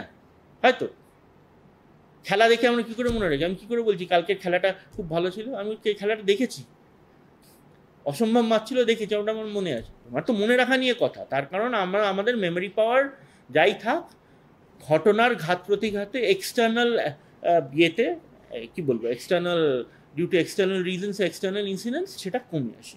তুমি হয়তো পড়েছিলে, বাড়িতে অনেক ঝামেলা হয়ে গেছে, গন্ডগোল হয়ে গেছে, বা আমার শরীর খারাপ, তোমার মাথা কাজ করছে না, মেমোরিও কাজ করবে না। So you have to safeguard that, যে আমার যাতে জিনিসটা মনে থাকে, একদম চোখের সামনে ঝুলিয়ে দাও।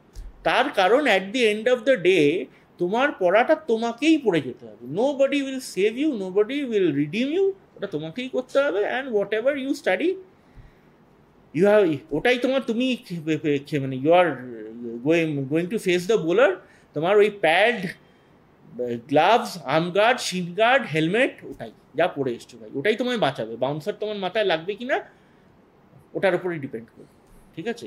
So that is basically what you should do.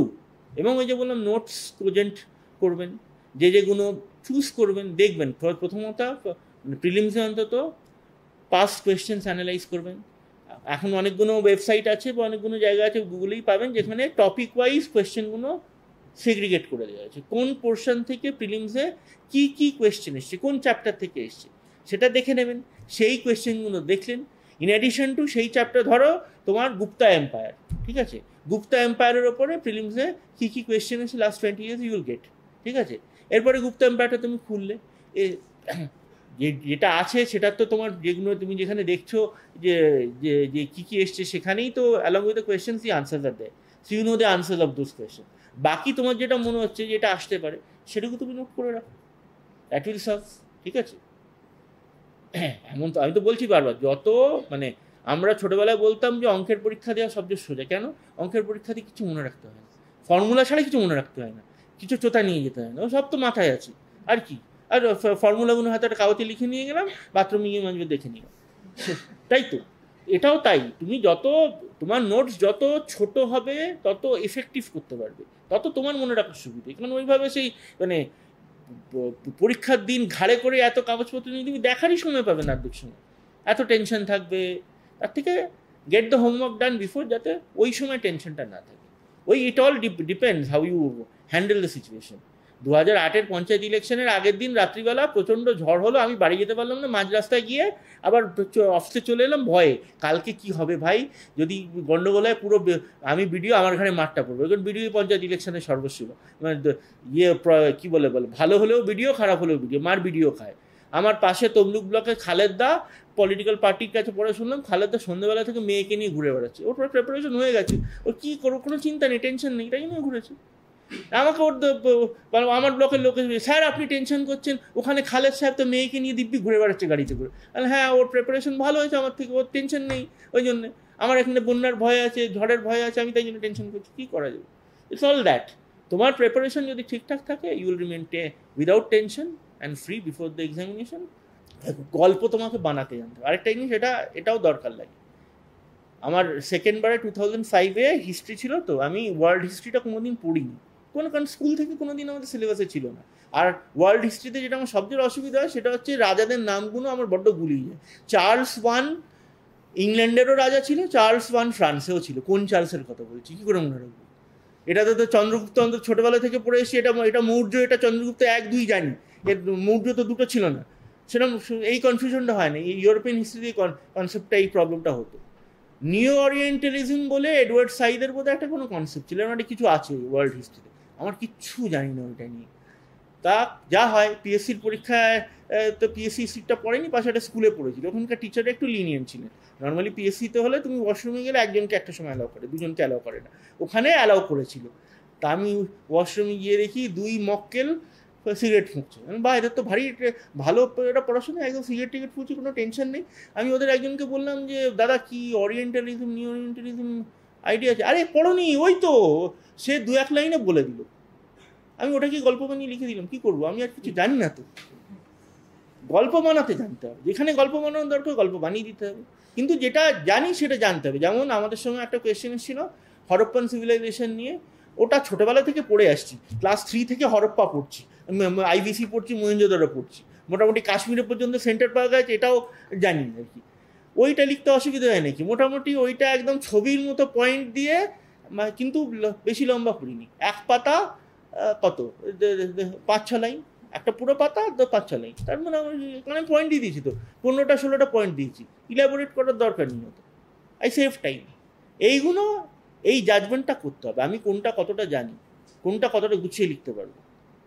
Not that তোমাকে আমি লিখে প্র্যাকটিস করতে বলছি, পরীক্ষা যদি দিতে পারো ওয়েল অ্যান্ড গুড, কিন্তু এখন তো অপশনালে লেখার গল্পটা নেই। সামনের বার যারা, যদি ইফ পিপল আর ফরচুনেট আর unfortunate, I don't know what PSC will do, হয়তো সিলেবাসটা পাল্টালে লেখার গল্পটা আবার ফেরত আসবে। নতুন সিলেবাস তাই বলছি, সিস্যাটের মতো প্রিলিমস, ইউপিএসসি প্রিলিমসের মতো 2টো পেপার হবে, একটা তোমার জেনারেল স্টাডিজ হবে, একটা সিস্যাট হবে, আর ওদিকে তোমার এই লেখা যেগুলো এখন এমসিকিউ আছে ওইগুলো বোধহয় লেখার জিনিস চলে আসবে ইউপিএসসি মডেল চলে। তাহলে তখন কষ্ট আছে, কারণ এই লেখার হ্যাবিটটা আমাদের চলে গেছে। ইংলিশ অর্ধেক সময় দেখেছি আমাদের যেখানে গুলো, সেটা টেন্স ম্যাক্সিমাম লোক ভুল করে, কখনো ইডি হবে, কখন ডি হবে, কখন হবে না, এটা লিখতে গেলে ভুল করেই। লিখতে চাপ আছে, যদি সেইটা হয় then you have to start writing, you have to read good answers, সেটাও আছে অনলাইনে রিপ্রেজেন্টেটিভ আনসার্স পাওয়া গেছে। এই যে কদিন আগে দেখছিলাম গুগলে, যে ছেলেটা এবার 2nd না 1st হয়েছে, আদিত্য শ্রীবাস্তব নাকি জানি ইউপিএসসি, তো ওর বোধহয় মডেল এসে কিছু একটা গুগল দিয়ে দিয়েছে, কেউ একটা ওর খাতায় দেখিয়ে দিয়েছে। Go through this things. তোমার তো ultimately you have to, at the end of the day তোমাকে পরীক্ষাটা দিতে হবে, তার জন্য যা যা করার করতে হবে। আমি যখন নিয়ে ভাবনা চিন্তা শুরু করলাম, প্রথমে যা আমার স্যার বললেন যে তুমি একটা কাজ করো, আগে লিখো না, আগে কিছু ভালো পড়ে দেখো কিভাবে লিখছি। পড়া মানে কিন্তু জাস্ট জেনারেল রিডিং নয়, পড়ে বোঝা যে আচ্ছা এই ইয়ের ওপর, নিউক্লিয়ার প্রলিফারেশনের উপর লিখছে, কী পয়েন্ট দিয়েছে, পারমাণবিক নিরস্ত্রীকরণ কেন দরকার, কি ফরে কি আছে, এগেনস্টে কী পয়েন্ট, আমি হলে এটাকে কিভাবে লিখবো। উনি তাই বলতেন যে একটা ভালো এসে পড়ো। ইনফ্যাক্ট তখন তো বইটাই ছিল না, মডেল এসে বলে একটা পাতলা চটি বই ছিল, যাদবপুরের একজন প্রফেসর লিখেছিলেন, হয়তো বোধহয় গোটা 25 এসেছিল না 30 এসেছিল তার ভেতরে। এখন তুমি অনলাইনে আইভি লিগ, যেটা আইভি লিগের প্রচুর এসে পাবে। আইভি লিগ মানে হচ্ছে যারা হার্ভার্ড বা কিছুতে অ্যাপ্লাই করে, ওদের কিছু এসে লিখতে হয়, ওগুলো অনলাইনে পাওয়া যায়, ভেরি গুড এসিস। এবং এসের অনেক বইটইও আছে ইউপিএসসির জন্য, ওইগুলো পড়ে আইডিয়া তো হলো টপিকটার সম্বন্ধে। এরপরে তুমি এটাকে বাংলায় লেখো না ইংলিশে লেখো, তুমি পয়েন্টগুলো ইউজ করে নিজের মতো লেখো। এই লিখতে তোমার একটা নিজের ওপরে কন্ট্রোল এসে যাবে, যে না আমি একটা কিছু লিখে দিতে পারবো। ওইটাই দরকার, যে আমাকে ভাই যা দিক, আমি যদি 1 লাইনও জানি, আমি ওটা থেকে একটা গল্প বানিয়ে দেবো, ঠিকঠাক। এই জিনিসটা লাগবে। হ্যাঁ, কোয়েশ্চেন নেবো পরে। আইভি লিগ দিয়ে সার্চ করবেন। Ivy League refers to those guys who go into Harvard. এই হার্ভার্ডের এন্ট্রান্স টেস্টে এসে লিখতে হয়। সে আইভি লিগ এসএস কিছু পাবেন আপনি অনলাইন, ঠিক আছে। আইভি প্লান্ট হয় না, আইভি লতা, সেই আইভি লিগ, ঠিক আছে, এগুলো পাবেন। এছাড়া আপনাদের লাইব্রেরিতে ওপরে মহারাজের যে ঘরটা আছে, ওখানেই দেখছিলাম মডেল এসএসের ওপর গোটা 10 বই আছে। You can go through those books. কারণ এসেটা বারবার বলছি, যদিও এটা কোয়ালিফাইং, কিন্তু কোয়ালিফাই করতেও তো হবে। অনেক লোকজন আছে দেখেছি যারা বলছে যে আমার অপশনাল তৈরি আছে, আমার বাংলা ইংলিশে বই আছে। এটা উচিত না। ইউ শুড বি প্রিপেয়ার্ড, কারণ optional you have to study. অপশনালে যদিও এখন এমসিকিউ দিচ্ছি, কিন্তু এমসিকিউ এর জন্য you have to study know the subject না। যদি ওই জন্য অপশনাল বেসিক্যালি নেওয়া উচিত যে সাবজেক্টে নিজের খুব কনফিডেন্স আছে। নিজের গ্র্যাজুয়েশন বা মাস্টার ডিগ্রি সাবজেক্ট যদি নেন সবচেয়ে ভালো হয়, কারণ you have read it, you have studied that subject up to a certain level, so you should have mastery with that subject. ঠিক আছে, আমি আমার ক্ষেত্রে সেটা পারিনি, তার কারণ আমার গ্র্যাজুয়েশনে যেগুলো ছিল ম্যাথামেটিক্স নিতে বারণ করেছিল লোকজন, বলেছিল নিস না, যে ঝাড় খাবি। আর ফিজিক্স আর স্ট্যাটিস্টিক্স, আমার ঠিক স্ট্যাটিস্টিক্সও ছিল না বোধ হয়। আই থট যে ঠিক আছে এটা আর্টস সাবজেক্ট নেই ভালো। ওই যে বললাম প্রথমবার মানে লোকের ইয়ে শুনে অ্যানথ্রোপোলজি নিয়েছিলাম, নিয়ে দেখলাম যে অ্যানথ্রোপোলজি ঠিক স্যুট করছে না আমার, কারণ ফিজিক্যাল অ্যানথ্রোপোলজিটা আমি ঠিক আমার কোনো কালে বায়োলজি ভালো লাগতো না। ফিজিক্যাল অ্যানথ্রোপোলজিটা অনেকটা বায়োলজিক্যাল কনসেপ্ট আছে, ও ঠিক হবে না। সোশ্যালটা নয় বুঝতে পারছি, সোশিয়োলজিটা তাও ভালো লাগে। ওই জন্য চেঞ্জ টু হিস্ট্রি, কারণ হিস্ট্রিটার একটা অ্যাডভান্টেজ, হিস্ট্রিটা ছোটোবেলা থেকে পড়ে আসছি। ইন্ডিয়ান হিস্ট্রিটা read and reread so many times যে ওয়ার্ল্ডটুকু পড়লেই হয়, সেটুকু ভালো করে বোধহয় পড়তে পারিনি। তার কারণ তখন ওই বছর সিলেবাসটা চেঞ্জ করে 11th সেঞ্চুরি ক্রাইসিস না 12th সেঞ্চুরি ক্রাইসিসের জিনিসটা ইনক্লুড করে দেওয়া ছিল, যেটা কোথাও ছিল না। একমাত্র কলকাতা ইউনিভার্সিটির সিলেবাসে ওই জিনিসটা পড়ানো হতো, ওটা ইউপিএসসিতে তখন ছিল না। Manorial system, beginning of town states যেটা তৈরি হয়েছে আমাদের যেমন মহাজনপদ, তার আগে মানে দেখবে হিস্ট্রিতে ইন্ডিয়াতে যা যা হয়েছে সবই পরে ইউরোপে হয়েছে। যেমন ধরো বুদ্ধিজম আর জেনিজম, রিফর্মিস্ট রিলিজিয়ান বলা হয়, ঠিক আছে। ওইখানেও দেখবে মার্টিন লুথার রিফর্মেশন করেছিলেন, চার্চের এগেনস্টে গিয়ে ইন্ডালজেন্স বিক্রির এগেনস্টে, একই জিনিস। এটা কিন্তু ভারতে আগে হয়ে গেছে। এরকম নেশন স্টেটস, মহাজনপদ এখানে বহু আগে তৈরি হয়েছে। ওখানে ম্যানোরিয়াল সিস্টেমের মানে টাউন স্টেটস তৈরি হওয়ার আগে ম্যানোরিয়াল সিস্টেম ছিল, ম্যানার ছিল।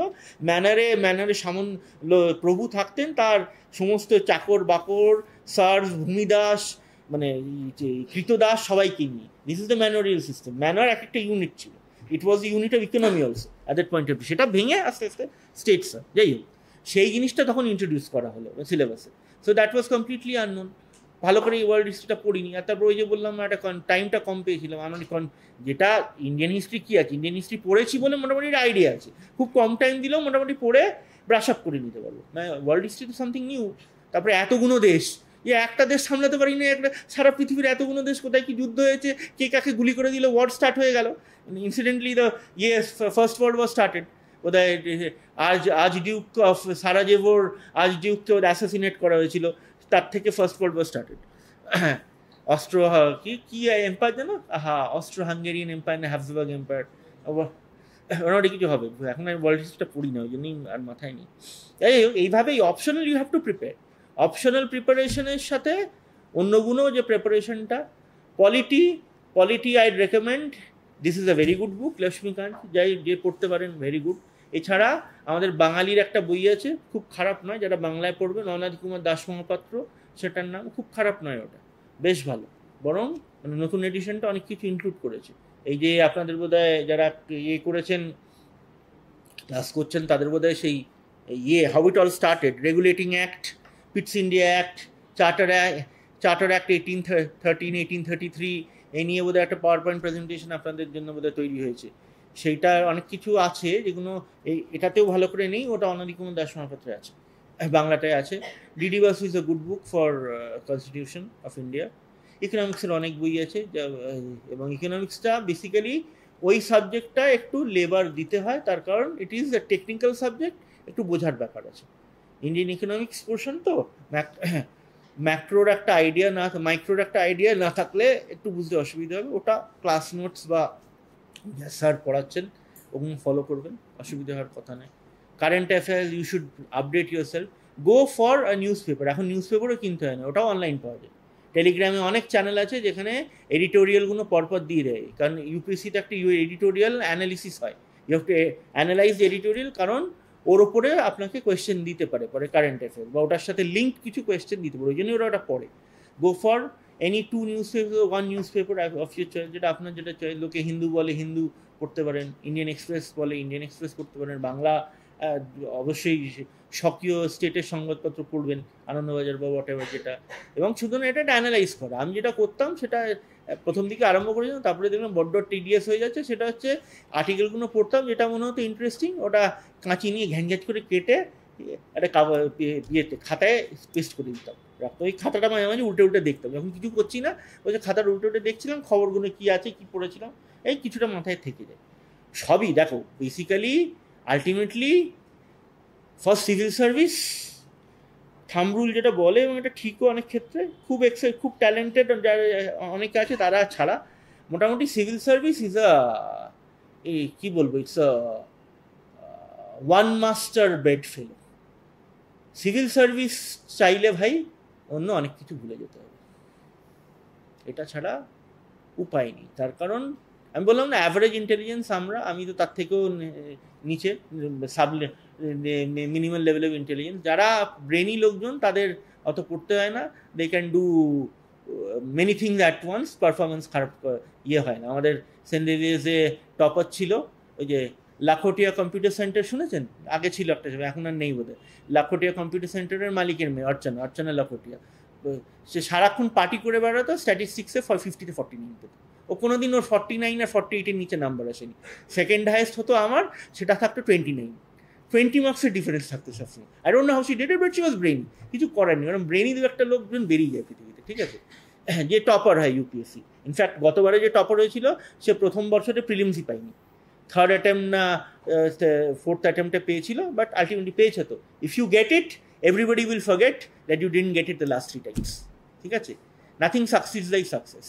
অর্থাৎ civil service is a single bed fellow. Civil সার্ভিসের জন্য অনেক কিছু মিস করতে হতে পারে, বন্ধুদের সাথে আড্ডা মিস করতে হতে পারে, সিনেমা মিস করতে হতে পারে, গার্লফ্রেন্ড বয়ফ্রেন্ডের সাথে ঘোরা মিস করতে হতে পারে, হোলি মিস করতে হতে পারে, দিওয়ালি মিস করতে হতে পারে, সব কিছু মিস করতে হতে পারে। But it is a single master bed fellow. But এটাও ঠিক, it is all up to you, কতটা আপনি নিতে পারবেন, ঠিক আছে? তার কারণ ডোন্ট ব্রেক ডাউন।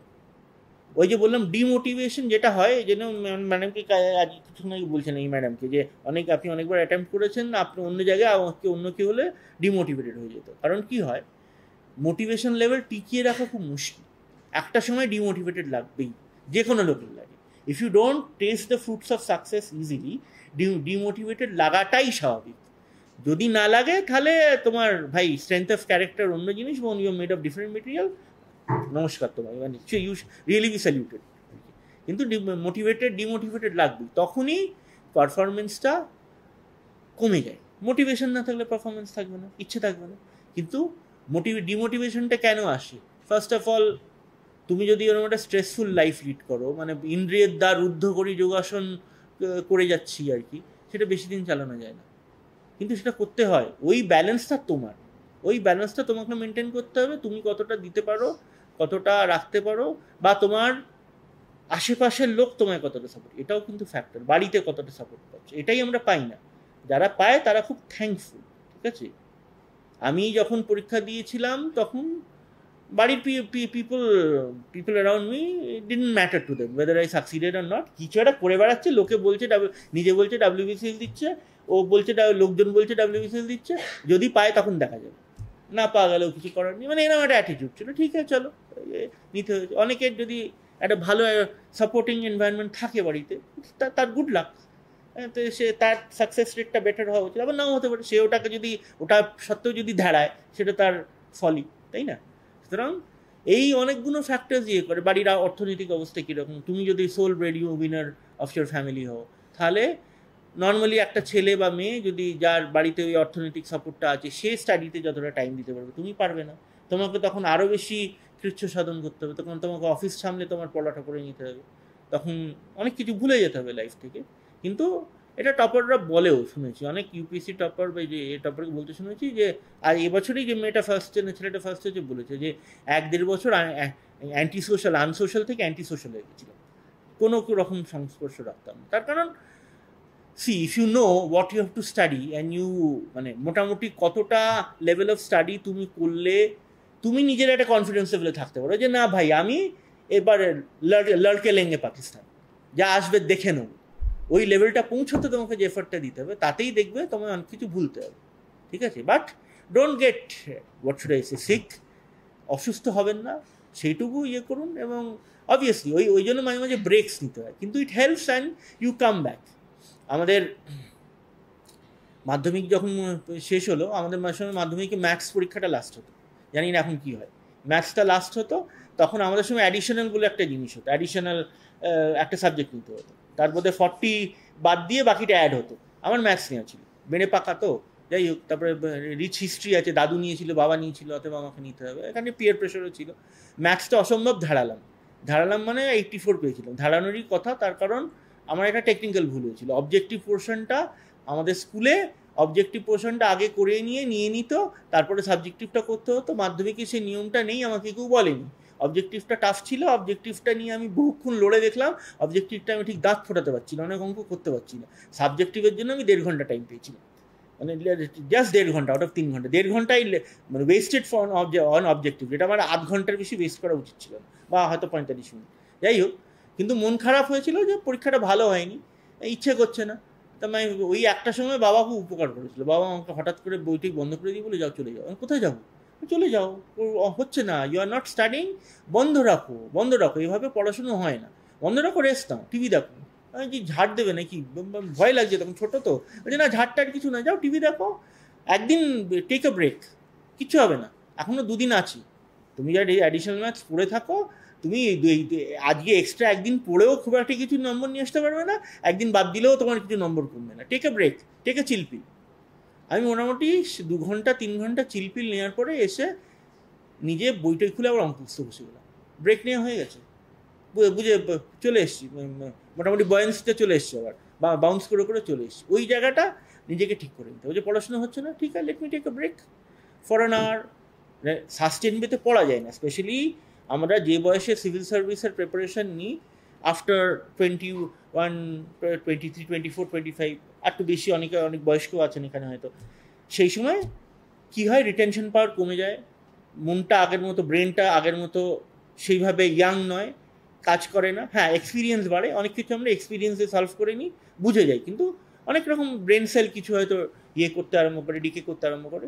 সেই জন্যে সাস্টেন ওয়েতে পড়লে অনেক সময় মাথায় ঢোকে না, মেজরিটি লোকের হয় না, অনেকের হয়তো হয়। যদি তাই হয়, take a break for some time. ওটা বলাই হয়, 2-2.5 ঘন্টা 3 ঘন্টা পড়ার পরে যদি মনে হচ্ছে it's not working, either change the subject and take a break in between. ঠিক আছে, সেই ব্রেকে কতটা তুমি ব্রেকে দেবে, 2টো গান শুনবে না 1টা মুভি দেখবে, এটা তোমার ব্যাপার। তুমি কতটা সহ্য করতে পারবে বা কতটা তোমার পক্ষে ফিজিবল। ঠিক আছে, তুমি যদি কেউ সারাদিনই হয়তো ব্রেকটা নিলে, ঠিক আছে, তাকে তারপরের দিন ডাবল এফোর্ট দিতে হবে পুরোটা। আমি যেটা বলছি না, এই ব্যাপারটা, since this is a professional examination, অনেক কিছু তুমি নিজে ডিটারমিন করবে। Don't listen to all what people have to say, but decision when you take it based on your own conviction. তখন কে কী বলেছে ওইটাকে খুব এফেক্ট করতে দিও না, কারণ তুমি তোমার নিজের যে অ্যানালিসিস করতে পারো, নিজের সম্বন্ধে তোমার যে আইডিয়া, সেটা বাইরের লোকের, পৃথিবীর লোকের তোমার সম্বন্ধে হবে না, বা হলেও সেটা ভুল হবে। তুমি নিজের সম্বন্ধে ঠিকঠাক জাজমেন্ট করতে পারো, নিজে অ্যাসেসমেন্ট করতে পারো, সেটাই হওয়ার কথা। হ্যাঁ, যদি ইফ ইউ ফিল যে হ্যাঁ somebody understands you better, you have that confidence, take that person, him or her, into confidence and listen to what that person says. সেটা তোমার স্যার হতে পারে, বাড়ির লোক হতে পারে, মা হতে পারে, বাবা হতে পারে, এনি পার্সন অন দি আর্থ হতে পারে, নট রিলেটেড কেউ হতে পারে। তোর একজন টপারের কথা শুনে মনে হলো ঠিক বলছে, এটাও হতে পারে। এটা সেইভাবেই জিনিসটা করতে হবে। এবং ওই যে বললাম, নোটস যতটা বানাবেন চেষ্টা করবেন নোটসটা কোজেন্ট করতে, এসেনশিয়াল পয়েন্টসগুলোর উপরে হার্ট করতে। হ্যাঁ, এবং বইপত্র সেইভাবে চুজ করবেন। খুব বেশি ডিটেলড পড়ার দরকার নেই, কোনটা পড়বেন কোনটা পড়বেন না এইটা আগে ডিটারমিন করুন। পাস্ট কোয়েশ্চেন্স একটু দেখে নিন। অপশনালটার ক্ষেত্রে এটা বলবো না, তার কারণ অপশনালে you should go for all out. অপশনালে সেই ল্যাসিটিউডটা থাকে না, এটা প্রিলিমসে অন্য জায়গায় থাকে। অপশনাল ধরো হিস্ট্রি আমি বলছি এনশিয়েন্ট বা মিডিভেলে কিছু দেয়নি বহুদিন ধরে, এটা অপশনালের ক্ষেত্রে চেঞ্জ করতেই পারে। তোমাকে সামনের বছর দেখা গেলো এনশিয়েন্ট থেকেই ভরিয়ে দিয়ে দিল, 10টা কোয়েশ্চেনের ভেতরে 4টেই হয়তো এনশিয়েন্ট থেকে দিয়ে দিল। কারণ ওই তো বললাম না, টুয়ার ইজ হিউম্যান, মানুষই সেট করে, মানুষই অনেক কিছু ভুল করে। যেমন আমাদের সময় অ্যানথ্রোপোলজি 2টো পেপার ছিল, তো সেকেন্ড পেপারটা খুব বাজে হয়েছিল, তার কারণ সেকেন্ড পেপারে ফার্স্ট ইয়ারের অনেক কিছু ফার্স্ট পেপারের অনেক কিছু রিপিট করে দিয়েছিল। মানে যারা সেকেন্ড পেপার অনুযায়ী সিলেবাসটা পড়ে গেছে তারা ঝাড় খেয়ে গেছে, তার কারণ সেকেন্ড পেপারে কিছু দেয়নি, ফার্স্ট পেপারের অনেক টপিকস আবার রিপিট করে দিয়েছে। আমার ক্ষেত্রে ওটা খুব সুবিধা হয়েছিল, কারণ আমি সেকেন্ড পেপারটা ভালো করে পড়তেই পারিনি, আমি তো ফার্স্ট পেপারটাই পড়ে গেছি মোটামুটি। অথবা আমি দেখছি যখন পরীক্ষা দিচ্ছি, দেখছি আমার চারপাশে লোকজন চলে যাচ্ছে আস্তে আস্তে, হল ফাঁকা হয়ে যাচ্ছি, কিরে ভাই কী হলো, আমি এখন লিখছি কেন, মানে দেখি না। ইনফ্যাক্ট আরও একটা মজার ঘটনা হয়েছিল, ওটা বলছি না কারণ লোকে বিশ্বাস করবে না, যাই হোক, মানে নিজের নির্বুদ্ধিতার প্রকাশ হয় আর কি। অ্যানথ্রোপোলজি আর সাইকোলজি পরীক্ষার ভেতরে পুজো পড়ে গেছিল, সাইকোলজি হয়ে গেছে পুজো, তারপরে অ্যানথ্রোপোলজি, পড়াশোনা ভুলে গেছি। হঠাৎ করে পুজো শেষ হয়েছে, ওই আমার এই সাইকোলজি ম্যাডাম ফোন করেছে, বলছে এই সাইকোলজিটা কেমন হয়েছে জানতে জিজ্ঞেস করেছে, পুজোয় ও বিজি ছিল। তাই বলছে what about your finished all your exam, তাই নো অ্যান্থ্রো ইজ দেয়ার, পড়ছো না, why did I call right, সেটা you know why you did call, আমি পড়ছি না। বলে কেন, আমি দূর, আমি আর এবার একটা গ্রুপ সিডি দেবো, এবি দেবো না, সিডি দিলেই হবে, ও অ্যান্থ্রোর প্রিপারেশন।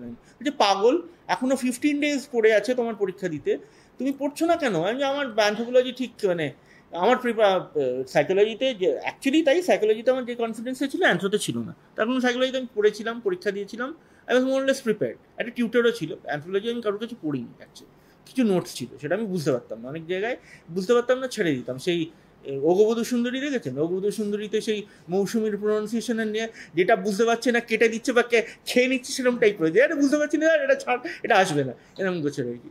ঠিক আছে, হলো। তারপরে পরীক্ষার আগের দিন রাত্রিবেলা তুমুল বৃষ্টি, আর আমি যেখানে থাকতাম, এখন সেটা অনেক প্রবলেম কমে গেছে, প্রচণ্ড জল জমতো, মানে থই থই করছে জল। পরের দিন সকালে উঠে দেখা গেল, এবং তখনও বৃষ্টি হচ্ছে, মানে কোনো ট্রান্সপোর্ট রান করছে না। আমি মাকে বললাম যে দূর আজকে আর গিয়ে কী হবে, মা বলছে আজকে তো পরীক্ষা নেই, অ্যানথ্রোপোলজি 2টো পেপার আছে, দূর পরীক্ষা দেখছো না কলকাতা একটা ঝেপে বৃষ্টি হচ্ছে, পরীক্ষা টরীক্ষা হবে না, রেনি ডে হবে। মা বলে পিএসসি রেনি ডে হয়, আজ অব্দি কোনো দিন শুনিনি, যা যেতেই হবে যা। সে কোনো মতো ঠেলে ঠুলে আমাকে পাঠিয়ে দেওয়া হলো। আমি দেখা গেল মোটামুটি বিছানা থেকে উঠে যেভাবে উঠেছিলাম ওইভাবেই চলে গেছি, কোনো মতো একটা জামা টামা গায়ে গলিয়ে, মানে চশমা, একটা বাড়ির চশমা ছিল, একটা ভাঙা ফ্রেম মার্কা, ওটাই পরে গেছি, বাইরের চশমাটা পরতেও ভুলে গেছি, যাই হোক। এবং তখন আমার একটা অ্যাক্সিডেন্ট হয়েছিল, আমার 6টা দাঁত উড়ে গেছিলো, I had a very severe accident, যাই হোক। সেখানে ফলস টিথ লাগানো ছিল, ওইটা আমি রাত্রিবেলা খুলে শুতো, সেটা পড়তে ভুলে গেছি। ওটাই হচ্ছে এম্বারাসমেন্টের শব্দের গিয়ে, কারণ আমি এরমভাবে কথা বলতে পারছি না, এরমভাবে কথা বলতে হচ্ছে, পুরো ফাঁকা। এবং আরও মজার কথা, বাসে উঠে গিয়ে দেখলাম যে অ্যাডমিট কার্ডটার সঙ্গে আছে, পেন নেই সঙ্গে, পেন নেই, রিফিল পড়ে আছে কতগুলো ব্যাগের ভেতরে, নতুন রিফিল, পেন নেই। আমি তো গিয়ে পিএসসি হলে গিয়ে আরও চমকে গেছি, কারণ দেখি সব লোকজন সিরিয়াস মুখ করে পড়াশোনা করে যাচ্ছি, আমি বইও আনিনি, কিছুই আনিনি, কোনো মতে পৌঁছেছি টাইমে। এবং আমার সিট পড়েছে এমন একটা জায়গায়, আমার চতুর্দিকে মহিলা, একটাও ছেলে নেই। এবং অবভিয়াসলি যেটা হয়, মেয়েদের সাথে কথা বলতে অস্বস্তি হয়, কী এক্সেপশন নেয়, কী করে, কমপ্লেন করলে এক্সাম হল থেকে বের করে দেবে, এটসেট্রা। তা আমার পাশে দেখলাম একটা ইয়াং মেয়ে বসেছে, সবে বোধহয় বিয়েটি হয়েছে, মাথা ভর্তি সিঁদুর, হোয়াট এভার। তা আমি তাকে মানে লজ্জার মাথাটাতে খেয়ে বললাম যে ম্যাডাম বলবো না, দিদি বলবো না, বোন বলবো, ঠিক বুঝতে পারছি না, একটু শুনবেন। সে খুব বিরক্তিতে আমার দিকে চোখ তালিয়ে বললে কী বলছেন, আমি বললাম একটা উপকার করবেন। আবার সে মানে সে মুখটা কুচকে এমন যে বলে ফেলো না ভাই, কি উপর কেন সময় নষ্ট করছো। আমি তখন বললাম আমি না পরীক্ষার হলে পেন আনিনি, আমার একটা পেন ধার দেবেন। সেখানে কোনো হাঁ করে আমার দিকে তাকিয়ে, মানে এরকম আশ্চর্য দেখেনি আর কি। বলছে পেন আনেননি, পরীক্ষা দিতে এসছেন? আচ্ছা হ্যাঁ দেখুন রিফিল আছে, বিশ্বাস করুন। একটা রিফিল তাকে দেখালাম, নতুন রিফিল। সে মাথায় হাত টাত দিয়ে বাক্স থেকে একটা নতুন পেন নাকি ডট পেন বার করে দিল। এখন সে তো দিয়ে আবার নিজের লেখায় ডুবে গেছে। প্রবলেম হচ্ছে আমার, কারণ নতুন পেন একটু মুভ করতে অসুবিধা হয়, সব মানে ফ্রি ফ্লো হয় না, ইউজ করতে ফ্রি ফ্লো হয়ে যায় রিফিলটার। আর যখনই ফ্রি ফ্লো হচ্ছে আমার অসুবিধা হচ্ছে। তো যাক গে, এরকম করতে তো ফার্স্ট পেপারটা তো হয়ে গেল, ঠিক আছে মোটামুটি। সেকেন্ড পেপারে যেটা বললাম, ফার্স্ট পেপারের কোয়েশ্চেন রিপিট হচ্ছে, আমি দেখি একে একে ফাঁকা হচ্ছে, আমি লিখে যাচ্ছি, কারণ আমার তো একই যেগুলো ফার্স্ট পেপারে লিখে এসেছি অনেকটা, সেটাই লিখতে হচ্ছে, একটু চেঞ্জ করে। খানিকক্ষণ বাদে ইনভিজিলেটর আমাকে এসে বলছে ডাকছে আপনাকে। আমি দেখি মেয়েটা আমাকে বলছে আপনার হয়ে গেছে, পেনটা দেবেন। আমি না উঠে যাবো, বলছি না এখন তো দিতে পারবো না, আমার অনেকক্ষণ বাকি আছে। বলছে না ঠিক আছে থাক, আপনি ওটা রেখে দিন। যাই হোক, সে গেল এবং আলটিমেটলি পরীক্ষাটা দিলাম। দেখা গেল যে নামও আছে, এবং এরকম অদ্ভুত কিছু ঘটনা আছে। প্রিলিমসের যখন রেজাল্ট বেরিয়েছিল, আমি মানে ভয়ের চোটে রেজাল্ট দেখতে যাইনি। তার কারণ হচ্ছে যে আমার ভয় ছিল আমার হবে না, এত কম জানি, কিছুই করে মানে ওই দুরু বুক নিয়ে 198 অ্যাটেম্প করে এসেছি, কত কারেক্ট হবে জানি না। তা আমাকে আমার এক বন্ধু আর তার বান্ধবী ফোন করেছে যে রেজাল্ট বেরিয়েছে জানো। আমি তো না জানি না, আমি তো নেইও কলকাতায় তখন, আমি তো নেই, বাইরে আছি। আরে রেজাল্টটা দেখে দাও না, তোরা কলকাতায় আছিস দেখ না ভাই। আমার ভয় করছে, যে বলছে না আমাদের আরও ভয় করছে, আমরা যাবো না। আমি শালা কালকে তাহলে যেতে হবে, আমি তো কলকাতায় নেই, কালকে ফিরবো। বলছে হ্যাঁ কালকে যেও। পরের দিন গেছি, পরের দিন গিয়ে পিএসসিতে গেছি। আমার সাহস জোগাতে ওই সাইকোলজি ম্যাডামকে বলেছি তুমি একটু আসবে, আমার না খুব ভয় করছে। সে আবার বলছে এটি বাচ্চা ছেলের মতো কথা হচ্ছে, I will come from all the way from Sealdah to PSC তোমার রেজাল্ট দেখার জন্যে। যাই হোক, আমি মেদিনীপুরে ছিলাম, মেদিনীপুর থেকে গেছি, গিয়ে নিজের রেজাল্ট মানে ওদের রেজাল্ট দুটো দেখেছি হয়নি, বেরিয়ে চলে এসেছি। খানিকক্ষণ বাদে গিয়ে আমার মনে পড়েছে আরে যা, আমিও তো পরীক্ষাটা দিয়েছিলাম, তা আমারটা কী হলো? আমার রোল নাম্বারটা ছিল 0102746, এখনও মনে আছে। তারপরে এসে দেখি 0102746 আছে। তখন সেই 3 ইডিয়টসের গল্প হলো। 3 ইডিয়টস একটা জায়গায় বলছে না যে বন্ধু ফেল করেছে, এর থেকে আরও বেশি দুঃখ হচ্ছে বন্ধু পাস করেছে, আমি ফেল করেছি। আমার তখন মনে হলো যে আমি কীভাবে এদের খবর দেবো যে এরা পাস করেনি। মানে আমার সেলিব্রেশন নেই তখন, কিন্তু আমার এখন দুঃখ হচ্ছে যে এরা পারলো না, আমি পেয়ে গেলাম, আমি খবরটা কী করে দেবো, কী গাল দেবে আমাকে এরা। যাই হোক, তারপরে তো জ্ঞান শুনলাম, ওই মানে psychology tutor had come by the time, ও এসছে রেজাল্ট দেখতে নিয়ে আমাকে একটা বকা দিয়ে বললো if you had told me you had come, আমি এত দূরে আসতাম না, যাকে যেগুলো বাকি আছে শেষ করো, বিকজ তুমি obviously you have to sit for the mains right now, পড়ে ঠিকঠাক করে পড়ো। এবং তারপরে বেসিক্যালি ওই যে ব্যাকলগ যেটা আমার ছিল দ্যাট ওয়াজ ক্লিয়ার। আমি তখন সিরিয়াসলি সাইকোলজিটা পড়েছিলাম, দেখলাম আর কোনো উপায় নেই, তার কারণে অ্যানথ্রোপোলজিতে আমি কোনোদিন করে ভালো স্কোর করতে পারবো, আমি বুঝে গেছিলাম আমার ঠিক সাবজেক্টটা ঠিক করতে পারছি না, মাথায় ঢুকছেও না। একটা পেপার আমি ধারাবো এবং সেকেন্ড পেপারটা ধারাবো জানতাম, সেটা যে ধারাবো না ওটা বুঝতে পারিনি, কারণ ওটা ওইরকম জিনিস হবে কে জানতো আগে থেকে যে ফার্স্ট পেপারের জিনিস দেবে। যাই হোক, somehow it went. Interview was horrible in the sense যে ইন্টারভিউতে ছিলেন সৌরিন রায় আমার ছোটো মামার বন্ধুর বেআই মশাই, ওনাকে বলা হয়েছিল। মোটামুটি তার ফলশ্রুতি হিসেবে 45 মিনিট ধরে উনি আমাকে গ্রিল করলেন, অন্যদের বেলায় সেটা 25 মিনিট ছিল। এবং মোটামুটি ইন্টারভিউর আগে একটা শিট দেয়, আপনার কি হবিজ আছে সেগুলো লিখতে হয়। সেখানে আমি মিউজিক লিখেছিলাম।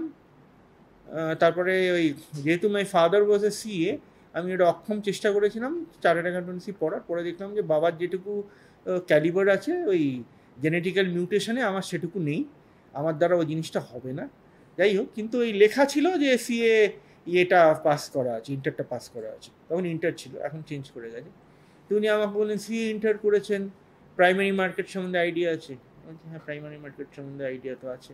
আচ্ছা প্রাইমারি মার্কেট কাকে বলে, সেকেন্ডারি মার্কেট কাকে বলে, ওই যে কী বলে সেন্সেক্স কাকে বলে, ডাও জোন্স কাকে বলে? আমি তখন বুঝতে পারছি না যে আমি WBCS এর ইন্টারভিউ দিচ্ছি না শেয়ার ইনভেস্টমেন্ট ফার্মের ইন্টারভিউ দিচ্ছি। নিয়ে রীতিমতো কল মানি মার্কেট পর্যন্ত গিয়ে থামলো। কল মানি মার্কেট কি কাকে বলে জানো? যাই হোক, সেই অনেকদিন পরে এটা, তখন খুব খারাপ লেগেছিল। পরে আমাদের সিও সাহেব সুমিত গুপ্তা একবার গল্প বলেছিল যে ইউপিএসসির ওর ইন্টারভিউর আগে ওর নাকি ওর বউ বলেছিল, বউয়ের বাবার মানে ওর শ্বশুরের এক বন্ধু ইন্টারভিউ বোর্ডে আছে এবং ওকে নাকি ঠিকঠাক ইয়ে করা হবে। बोलते जब मेरा रिजल्ट निकला तब रात को मेरा बीवी मेरे पास वहाँ पे नहीं था, मैं अकेला था।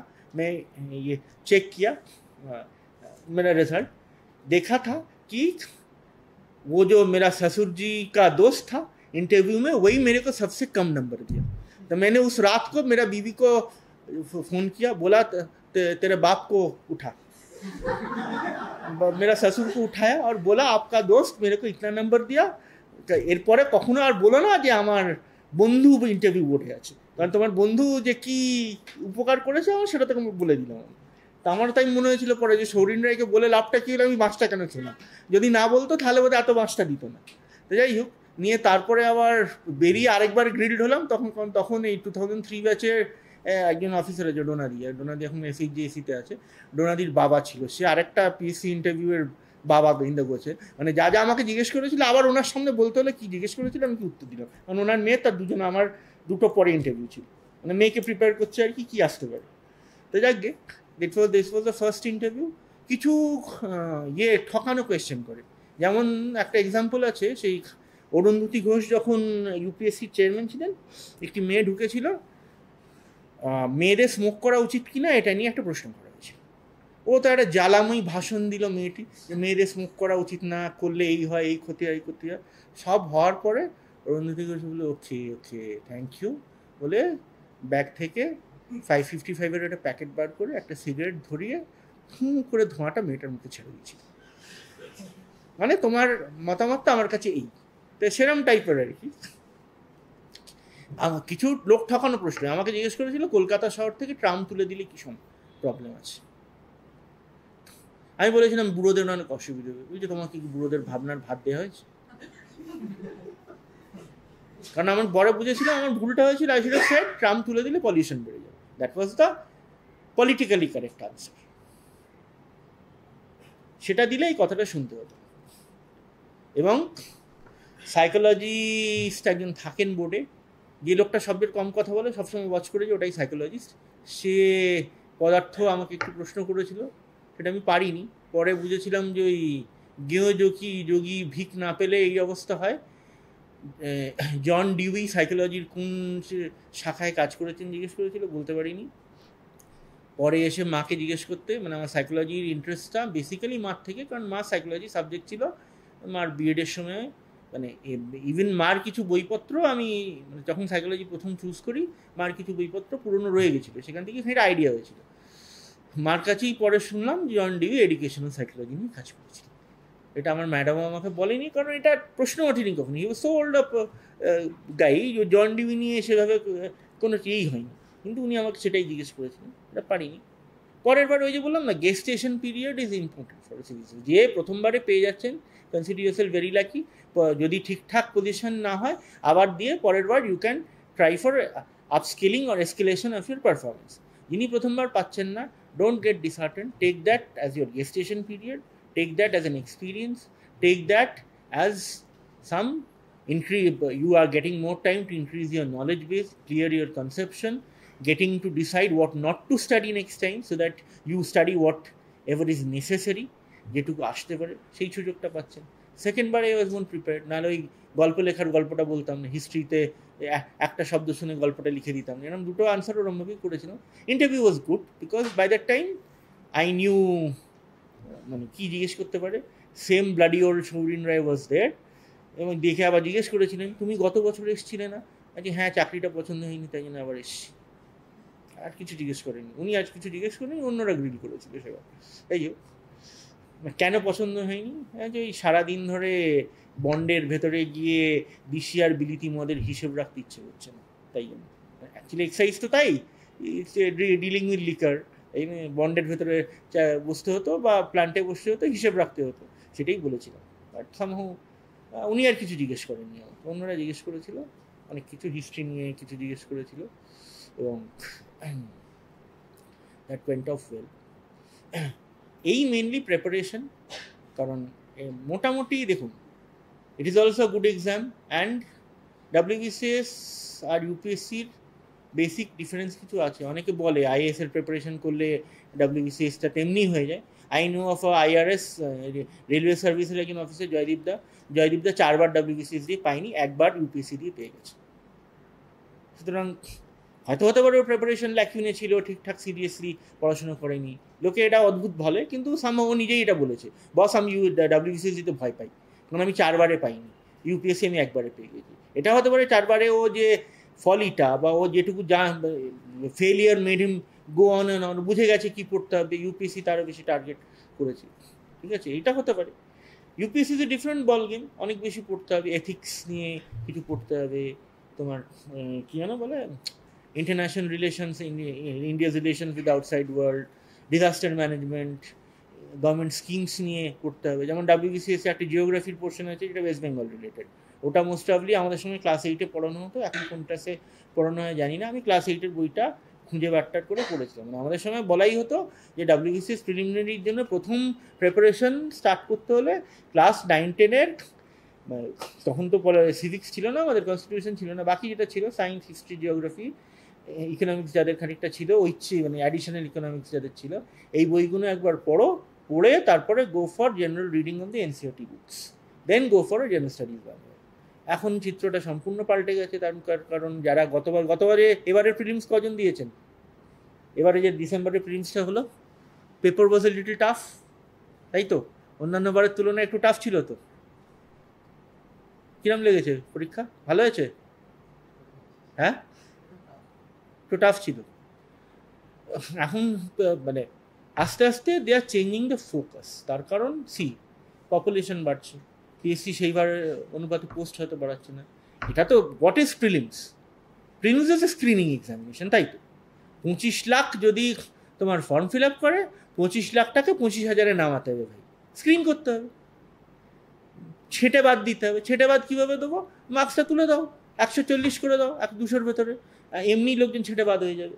পেপার ডিফিকাল্ট হলে 120 হবে, পেপার ডিফিকাল্ট ইজি হলে 140 হবে, ওইরকম রেঞ্জে আর কি, তাই তো? স্ক্রিনিং এক্সামিনেশন, তো স্ক্রিনিং এক্সামিনেশনের জন্য তোমাকে স্ক্রিনিং, যাতে তুমি স্ক্রিন না হও সেভাবে পড়তে হবে। ফোকাস এরিয়া, WBCS এর ক্ষেত্রে বলছি, ফোকাস এরিয়াটা দেখে নিতে হবে। History is a sure short 50, ওই 50টা আগে তুলে নাও, বা অন্তত 48-49 যদি পাও ভেরি গুড, দেখে নাও। বাকিটা ইংলিশ দিয়ে সাপ্লিমেন্ট করো যার ইংলিশটা স্ট্রং আছে, জিওগ্রাফি দিয়ে সাপ্লিমেন্ট করো যার জিওগ্রাফি স্ট্রং আছে, সায়েন্স দিয়ে সাপ্লিমেন্ট করো। যে কারেন্ট অ্যাফেয়ার্স, দেখো কারেন্ট অ্যাফেয়ার্স এটাও একটা বিষয়, অনেকে কারেন্ট অ্যাফেয়ার্স পছন্দ করে, ভালোবাসে, পড়ে রেগুলার, আপডেটেড থাকে, এটা অনেকে থাকে না। যদি সেইটা থাকো, তোমার current affairs is your asset. You have to use your asset to change the situation. SWOT analysis বলে একটা জিনিস আছে, strength, weakness, opportunities and threat. You have to use your strength and opportunity to neutralise your threats and strengthen your weaknesses. এটাই হচ্ছে কাজ। Screening after all, main actual इम्तिहान तो mains में होगा भाई, वहाँ पे लिखना पड़ेगा, बहुत ज़्यादा पढ़ना पड़ेगा। मैं यूपीएससी तो তাই, इट्स जस्ट स्क्रीनिंग। ওই জন্য তোমার সিস্যাট যেটা পেপার হয় ওটাতে 2/3 স্কোর করতে হয়, আর যেটা মেন পেপার প্রিলিমস হয় সেটা যেরকম কাট অফ মার্কস আছে সেরকম করতে হয়। ইনফ্যাক্ট আই নো গার্ল গত বছর দিল, করলো, ছাগলামও করলো। ওকে বলেছিলাম যে আমার পুরোটা করে আসি, ও বললো সিস্যাট যা তুমি ঠিক জানো না, সিস্যাটে 2/3 করলেই হবে, আমি 2/3 করেই আসবো, তার বেশি করবো না। 2/3 করেই চলে এসেছি, আগে বেরিয়ে এসেছি, পুরো সময় পরীক্ষা হলে ছিলও না, যা হওয়ার তাই হলো। 2/3 করা মানে 2/3 কারেক্ট এরকম তো নাও হতে পারে। ওই জন্যই বলেছিলাম পুরো করবি, শুনলো না। ওর প্রিলিমসের মেন পেপারটায় ওর যা কাট অফ তার থেকে বেশি পেয়েছে, কিন্তু সিস্যাটটা ক্লিয়ার করতে পারেনি বলে গতবার হলো। Hope she'll realise her mistake and get through this time. ওরা বেশি অ্যাটেম্পটও নেই। যাই হোক, এভাবে জিনিসটা হয়। কম্পিটিটিভ পরীক্ষায় কোনো দিক আনটাচ রাখবে না। হ্যাঁ, কোনটা আসবে না এটা ঠিক করে দেখে নি, ওইভাবে পড়াটাকে রেস্ট্রিক্ট করতে পারে, কিন্তু অ্যাটেম্পট বা সিরিয়াসিটিটা কমবে না। প্রিলিমস কোয়ালিফাই করতে হবে, কোয়ালিফাই করার জন্য যেটুকু করার করবো, তার বেশি করবো না। মেন্সে ফোকাস করবো, অপশনাল সাবজেক্ট আগে থেকে পড়তে আরম্ভ করবো, কারণ ওটাতে আপনার ইনডেপথ নলেজ লাগে। ওটাতে ক্লাস 9, 10, 11, 12 অবধি চলে না, ওটাতে গ্র্যাজুয়েশন, মাস্টার ডিগ্রি টপিক্সও ঢুকিয়ে দেওয়া হয়। সো তার উপর কোয়েশ্চেন থাকতে পারে, you have to know that. ঠিক আছে, একই সাথে সাথে কারেন্ট অ্যাফেয়ার্সের উপরে স্ট্রেসটা দাও। মেক ইট আ হ্যাবিট যে হ্যাঁ, নতুন কিছু হলে আমি অ্যাটলিস্ট জিনিসটা জানি। হ্যাঁ, হয়তো এক্স্যাক্ট টোটুটো এক্ষুনি আমি যদি তোমাকে বলি যে লাস্ট কি মিসাইল ইন্ডিয়া উৎক্ষেপণ করেছে তার সম্বন্ধে ডিটেল কথা বলো, ওটা তুমি নাও বলতে পারতে পারো, কিন্তু you should know the incident. হ্যাঁ, এই দিন হয়েছে, এই হচ্ছে মিসাইলটার নাম, এইটুকু, এই ওয়ার্কিং নলেজটা। হ্যাঁ, ঠিক আছে, এইভাবে কারেন্ট অ্যাফেয়ার্সটা পড়ুন। আর ইয়েতে এসে বা যেগুলো কোয়ালিফাইং পেপার, সেখানেও কোয়ালিফাইংয়ের জন্য যেটুকু দরকার করুন। যেটুকু প্রেসিতে মার্কস তোলা ডিফিকাল্ট, কিন্তু ভালো লিখলে প্রেসিতে নিয়ম হচ্ছে 1/3। প্রবলেমটা হয় এই জায়গাটা, 1/3 আমরা রেস্ট্রিক্ট করতে পারি না। তোমার যদি 210 শব্দ হয়, you have to concise your writing in 70 words, 70 word, বাড়লে নাম্বার কমবে। ওটাকে লুজ করে অনেকে হাফ করে দেয়, কিন্তু নিয়ম হচ্ছে 1/3। ঠিক আছে, সেগুলো প্র্যাকটিস করুন, ট্রান্সলেশন প্র্যাকটিস করুন, ওই জায়গাগুলো প্র্যাকটিস করুন যেখানে যতটুকু এফার্ট। ঠিক আছে, ওই যে বাংলায় আছে না, যে দেবতা যে ফুলে তুষ্ট হয় তাকে সেটাই দিতে হবে। যে গাঁদা ফুলে তুষ্ট হয় তাকে গোলাপ দিয়ে কী লাভ? আমার প্রিলিমসে যেটুকু পড়ার যেখান থেকে আসবে না সেটুকু আমি পড়বো না, সেই এফার্টটা আমি মেন্সে দেবো, মেন্সের সাবজেক্ট অপশনালে কনভার্ট করতে দেবো। Mains, if I am confident or comfortable in mains, then I'll focus my interview and energy on ইন্টারভিউয়ের জন্য কী পড়তে হবে।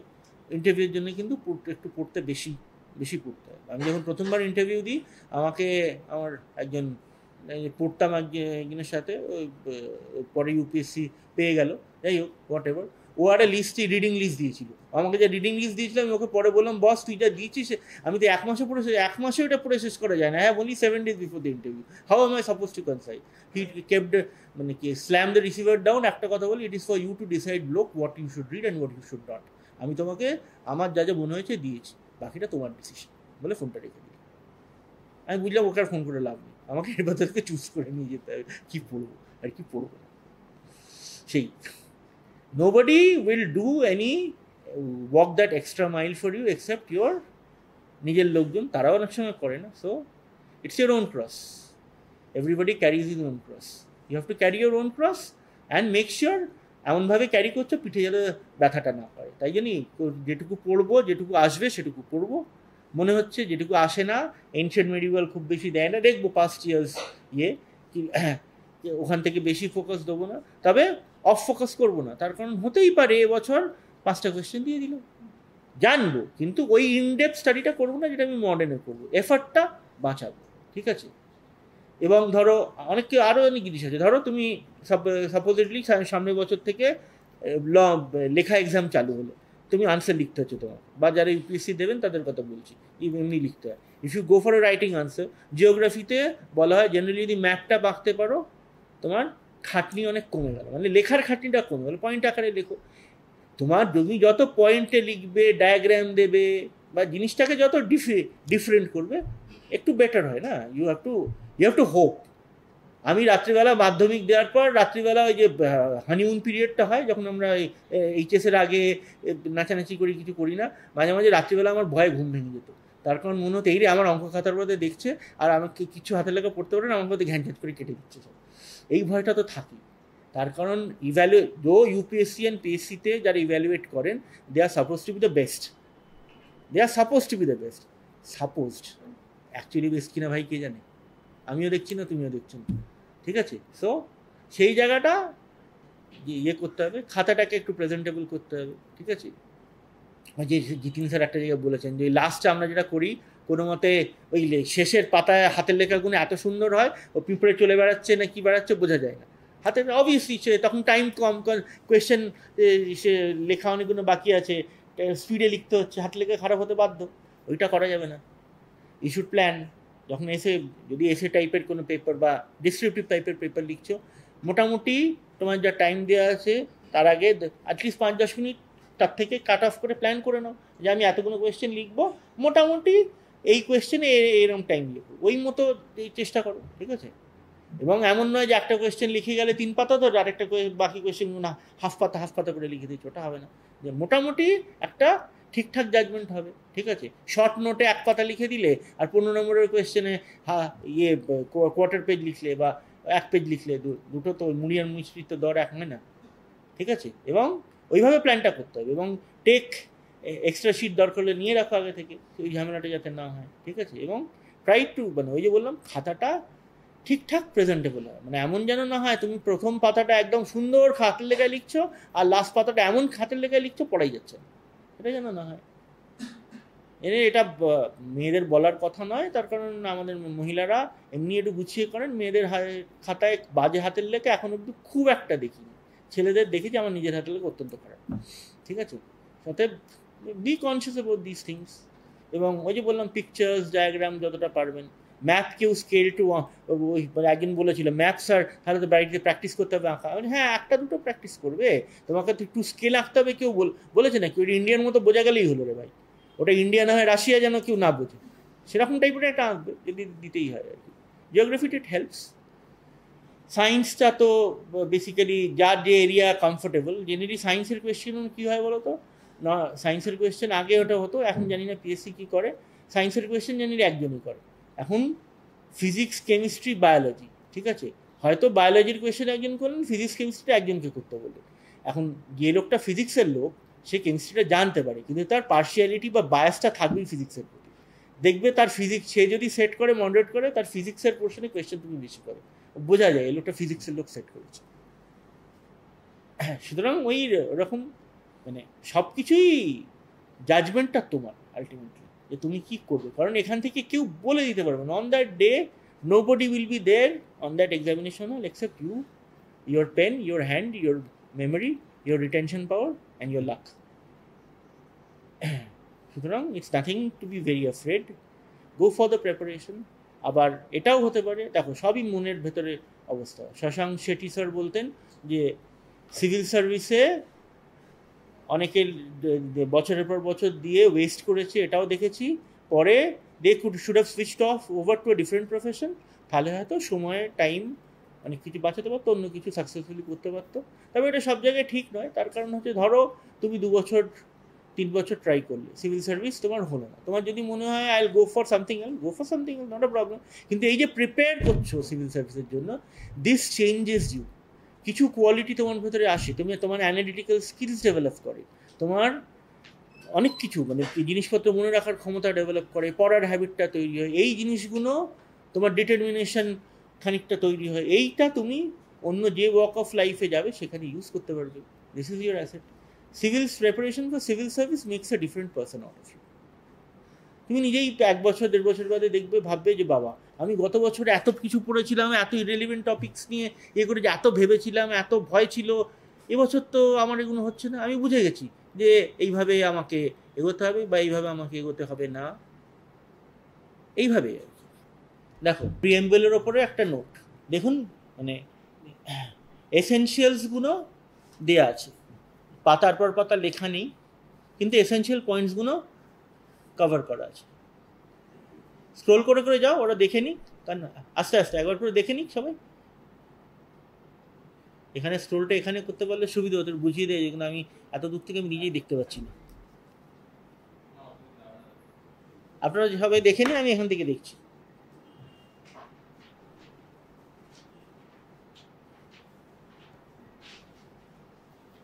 দেখুন প্রথমে যাও, একদম ফার্স্ট পাতাটা যাও, হোয়াট ইজ আ প্রিএম্বল, কি বলছে এইটা সেভাবে কোথাও দেয়া নেই। Preamble is an introductory statement in a document that explains the documents philosophy and objectives. Preamble যে কোনো ডকুমেন্টের প্রথমটা, দ্যাট ডকুমেন্টটা কী নিয়ে বলছে, তার পেছনে র্যাশনালটা কী, কী তার অবজেক্টিভ, এটা প্রিএম্বল বলে। আমাদের কনস্টিটিউশনে একটা প্রিএম্বল আছে। এটা একটা কোয়েশ্চেন আসতে পারে, ডাব্লিউবিসিতে একবার এসেছিল, প্রিএম্বলকে মানে কোন জিনিসটাকে identity card of the constitution বলা হয়েছে। Preamble has been called identity card of the constitution. Nani Palkhivala বলেছিলেন এই কথাটা। ননি পালকিওয়ালার একটা বিখ্যাত বই আছে, উই দ্য নেশন বলে, তাতে এই কথাটা আছে। তাই হোক, in a constitution it presents the intention of its framers, history behind its creation, core values and principles of the nation. মানে কনস্টিটিউশন কি, কেন, কোথা থেকে এলো, এই হচ্ছে পাতিকথা। প্রিএম্বল এটা বলে source of the constitution, Indian স্টেটটা কীরকম, স্টেট কী, অবজেক্টিভ কী স্টেটের, অ্যান্ড কবে থেকে অ্যাডাপ্ট করা হয়েছে। আমরা সবাই জানি এগুলো, আপনারা যারা ডাব্লিউবিসিএস দিয়েছেন জানেন যে প্রিএম্বল তৈরি হয়েছে অবজেক্টিভস রেজলিউশন বলে একটা জিনিস নেহেরু ইয়ে করেছিলেন 22 জানুয়ারি 1947-এ। তার থেকে এই প্রিএম্বলটা এসছে। এটা কিন্তু enforceable, not enforceable in court, but এটা কোর্টে আপনি কোনোদিন, যেমন ফান্ডামেন্টাল রাইট আপনার ইয়ে হলে অ্যাব্রোগেটেড বা ফান্ডামেন্টাল রাইট কোনোভাবে ধাক্কা খেলে বা সেটার ওপরে আঘাত আনলে আপনি কোর্টে গিয়ে রিট পিটিশন ফাইল করতে পারেন। প্রিএম্বলের রেসপেক্টে সেটা করা যায় না, কিন্তু এটা কনস্টিটিউশনের অবজেক্টিভটা বলে, it is the bedrock of the constitution বলেছে একটা জায়গায়। ঠিক আছে, কি কি আছে বলছে, একটা জিনিস আছে, ওই দেখবেন লাস্টে প্রিএম্বলের টেক্সটটা লাস্টে দেওয়া আছে, ওখানে বলা আছে we the people of India blah blah blah on this day do hereby adopt, enact and give to ourselves this constitution. তার মানে এই কনস্টিটিউশনটা আমাদের, আমরা এটা অ্যাডপ্ট করেছি, নথিবদ্ধ করেছি এবং নিজেদের দিয়েছি। তার মানে the preamble ড্রজ it's authority from the people of India, মানুষের থেকে, ভারতের মানুষের থেকে এ অথরিটিটা নিয়েছে, এবং এর অথরিটি ভারতের মানুষেরই আছে। আর কি বলছে, 42nd অ্যামেন্ডমেন্ট 1976 বলেছে India is a sovereign, socialist, secular and democratic republic. আর অবজেক্টিভ কী বলা আছে, justice, secure justice, liberty, equality to all citizens, and promote fraternity to maintain unity and integrity of the nation. আচ্ছা, we the people of কি তার পরেরটায় যাও, আমি যেমন যাচ্ছি আস্তে আস্তে যাও। we keywords in the preamble, keywords in the preamble কি keywords হচ্ছে we the people of India, তার মানে Indian sovereignty of the people. India is a sovereign country. Indian people are একটা sovereignty আছে. Sovereignty means independent authority of the state not being subject to the control of any other state or external power. Indian state is not subject to or is controlled by any state or external power. তার মানে British রাজত্বের অবসানের সাথে সাথে আমাদের সভারেনিটি এসছে, আমাদের ওপর কোনো স্টেট বা কান্ট্রির সেভাবে অধিকার নেই। যদিও India was a member of the Commonwealth, এবং এটা নিয়ে একটা দেখবে একটু যারা একটু মনোযোগ দিয়ে কনস্টিটিউশন পড়েন বা ইন্টারেস্ট আছে দেখবেন কমনওয়েলথে মেম্বারশিপ নিয়ে কনস্টিটিউশন অ্যাসেম্বলি ডিবেটস হয়েছিল। সেখানে নেহরু একটা কথা বলেছিলেন যে কমনওয়েলথের মেম্বার মানে এই নয় যে কমনওয়েলথ যা বলবে আমাদের করতে হবে, we are free to go out of the Commonwealth at any point of time. এটা নেহরুর কথাতেই আছে, এটা মানে লক্ষ্মীকান্তে কোথাও দেখেছিলাম। যাই হোক, আচ্ছা, সোশ্যালিস্ট আমাদের কিন্তু সোশ্যালিস্ট সেই অর্থে প্রপার সোশ্যালিজম নয়, ফেবিয়ান সোশ্যালিজম যেরকম বলা হয়, বার্নার্ড শা বলেছিলেন সেরকম নয়। Achievement of socialist end through democratic means, আমাদের সোশ্যালিজমটা it can be achieve through democratic means.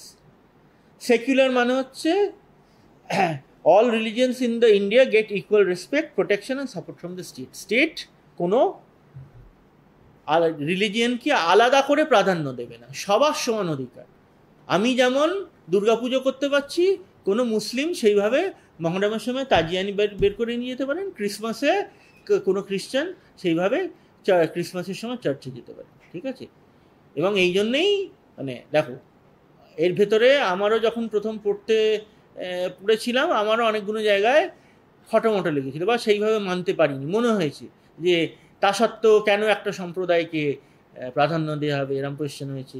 বা যদি বলা হয় ইকুয়ালিটি অফ অপরচুনিটি, তাহলে রিজার্ভেশন কেন থাকবে, এসসি এসটি কেন থাকবে, ইডাব্লিউএস কেন থাকবে? পরে বুঝলাম যে ভাই এগুলো সিভিল সার্ভিসে আসবে না, অত প্রশ্ন করে লাভ নেই। তো সিভিল সার্ভিসটা পেয়নি, তারপরে এগুলো নিয়ে অনেক কিছু ভাবা যাবে, গরম গরম বক্তৃতা দেওয়া যাবে, নিজেকে জিজ্ঞেস করা যাবে, লোকজনদের জিজ্ঞেস করা যাবে, ঠিক আছে? ইনফ্যাক্ট মানে এটারও একটা র্যাশনাল আছে, মানে অনেকগুলো মানে আর constitution is a very complete document, কারণ এটা নিজের বলতে কিছু নেই, সব তো এদের থেকে টুকে মেনে ঢুকিয়ে দিচ্ছে। তো যেখানে যা ভালো পেয়েছে ঢুকিয়ে দিয়েছে, তুই খারাপ আর বার করবো কোত্থেকে? যেভাবে রিজার্ভেশন অফ এসসি এসটিজ আছে সেই ক্ষেত্রে হয়তো মানে মোস্ট প্রবাবলি এটা ইডাব্লিউএসটা কত নম্বর অ্যামেন্ডমেন্টে হয়েছে আমি এখন ভুলে গেছি, 102nd অ্যামেন্ডমেন্ট, 103rd अमेंडमेंट। तो 2021 या 22 में 19 ইডাব্লিউএস 19 এসছে না? যাই হোক, মানে মনে হয়েছে যে সিভিল তোমার এসসি এসটি মাইনরিটি যেটা আমরা ক্রিমি লেয়ারে যে কনসেপ্টটা আছে জেনারেলের ক্ষেত্রে সেটা অ্যাপ্লিকেবল হচ্ছে না, জেনারেলদের কিছু ক্ষেত্রে ইকুয়ালিটি অপরচুনিটি হচ্ছে না, তাই জন্য গভর্নমেন্ট ইডাব্লিউএস করেছে। এখন মানে গল্প হচ্ছে, এটা একজন একটা ইনস্টিটিউটের একজন ফ্যাকাল্টি আমাকে বলেছিলেন যে ও ये सवाल पूछने का हमारा तुम्हारा औकात नहीं है भाई, ये कर दिया सरकार ने, कर दिया तुमको मैंने एग्जामिनेशन एस्पिरेंट हिसेब बोले तुमको पढ़ना है, परीक्षा पास करना है, हमको तुमको पढ़ाना है, वही at the end of the day यही है। इससे ज़्यादा मत समझने को मत जाओ, या सिविल सर्विस में नहीं आएगा, ठीक है? যাই হোক, তারপরে কি আছে? আচ্ছা, objectives of the Indian constitution, maintain the integrity in the society and promote unity among the citizens to build a great nation, promote harmony throughout the nation। আচ্ছা, পরেরটা দেখুন, জাস্টিসের কথা বলা আছে, fundamental rights and directive principles of state policy. কীরকম justice আছে? Social, economic and political. Social justice মানে কোনো রকম ডিসক্রিমিনেশন হবে না on grounds of caste, creed, gender, religion. Economic justice মানে হচ্ছে যে ওয়েলথ, ইনকাম অ্যান্ড ইকোনমিক স্ট্যাটাসের জন্য কোনো ডিসক্রিমিনেশন হবে না, এবং every person must be paid equally for an equal position and all persons must get opportunities to earn their living। এই জায়গাটাতে আমার প্রশ্নটা ছিল, আমি ওনাকে বলেছিলাম যে তাহলে সিইও অফ এনকেডিএ আর সিইও অফ মেট্রো রেল 1 পয়সা কেন পায় না, পজিশনটা তো এক। তখন বলেছে it's not within the পারভিউ of our discussion, তার কারণ এটা কোনোদিন তোমার সিভিল সার্ভিসে, ইউপিএসসি বা ডাব্লিউবিসি কোথাও জিজ্ঞেস করবে না। সুতরাং যেটা লেখা আছে তুমি সেটাই পড়ো। ঠিক আছে? সুতরাং কনস্টিটিউশনটা আমি এগুলো বলছি এই কারণে যে কনস্টিটিউশনটা পড়তে গেলে এরকম অনেক প্রশ্ন মাথায় আসে, but don't focus on them, don't harp on them, because they will just eat away your time and not do any constructive improvement for you. কারণ এটার উত্তর কেউ তোমাকে কোনোদিন দেবে না। এগুলো বুঝতে হলে যে লেভেলে পড়তে হবে বা যতটা এক্সটেন্ডে পড়তে হবে, তারপরেও বুঝবো কিনা সেটা জানি না, সেই এফার্টটা এখন দিয়ে লাভ নেই, ভবিষ্যতে দিতেই পারে। ঠিক আছে? পলিটিক্যাল জাস্টিস তো বলে দিয়েছে, সবাই পলিটিক্যাল অপরচুনিটিসে পার্টিসিপেট করতেই পারে। সেটা ইলেকশনে আমরা বোঝাই যে সবাই এখন নির্দিষ্ট মোটামুটি ইয়ে থাকলে সবাই ইলেকশনে কম্পিট করতে পারে। It applies for same thing applies for all. ঠিক আছে? ইকুয়ালিটি যেটা আছে, ইকুয়ালিটির এখানে দুটো খুব ইম্পর্টেন্ট কনসেপ্ট আছে, একটু দেখে নেবেন। এটা নিয়ে কোয়েশ্চেন আসে। একটা হচ্ছে equality of law and equality before law. একটা নেগেটিভ কনোটেশন, একটা পজিটিভ কনোটেশন। এটা খুব সুন্দর দেওয়া আছে যে কোনো কনস্টিটিউশনের বইতে, ইনফ্যাক্ট লক্ষ্মীকান্তে খুব সুন্দর দেওয়া আছে। এটা থেকে কোয়েশ্চেন এসছে, ইন রাইটিংও কোয়েশ্চেন এসছে, আপনার ইয়ে কী বলে এমসিকিউ টাইপের অবজেক্টিভ কোয়েশ্চেনগুলো এসছে। Liberty, freedom for the people to choose their way of life, have political views and behavior in society. But liberty does not mean freedom to do anything. A person can do anything but in the limits set by law. আমার ইচ্ছে করছে আমি কাল স্বাধীন বলে আমি ওকে গিয়ে কালকে খুন করলাম, দিস ইজ নট লিবার্টি। ঠিক আছে? আর liberty is guarded, or it is, what should I say, encapsulated within a fixed sphere. তার বাইরে লিবার্টি, আমার লিবার্টি অন্য লোকের প্রবলেমের কারণ হলো ওটা লিবার্টি নয়। ঠিক আছে? ফ্র্যাটার্নিটি তো বলি যে Brotherhood and emotional attachment with the people. Fraternity helps to promote dignity and unity in the nation. Importance of objectives বলে দিয়েছে। এবার স্টেটাস অফ প্রিএম্বল, এটা নিয়ে কোয়েশ্চেন এসছে, এই জন্য এটাকে হাইলাইট করেছে। বেরুবাড়ি কেস বলা হয়েছিল যে preamble is the key to open the mind of the maker, but it cannot be considered as a part of the constitution. Berubari কেসে বলেছিল preamble is not a part of the constitution. এটাকে পরে Keshavananda Bharati reverse করলো, বলা হলো যে Kesavananda Bharati is an important case, যে এটা পার্ট অফ দ্য কনস্টিটিউশন হবে, কিন্তু it is not the supreme power but it plays an important role. কী হবে, কনস্টিটিউশনে যে স্ট্যাটিউটগুলো আছে সেই স্ট্যাটিউটগুলো বুঝতে preamble plays an important role.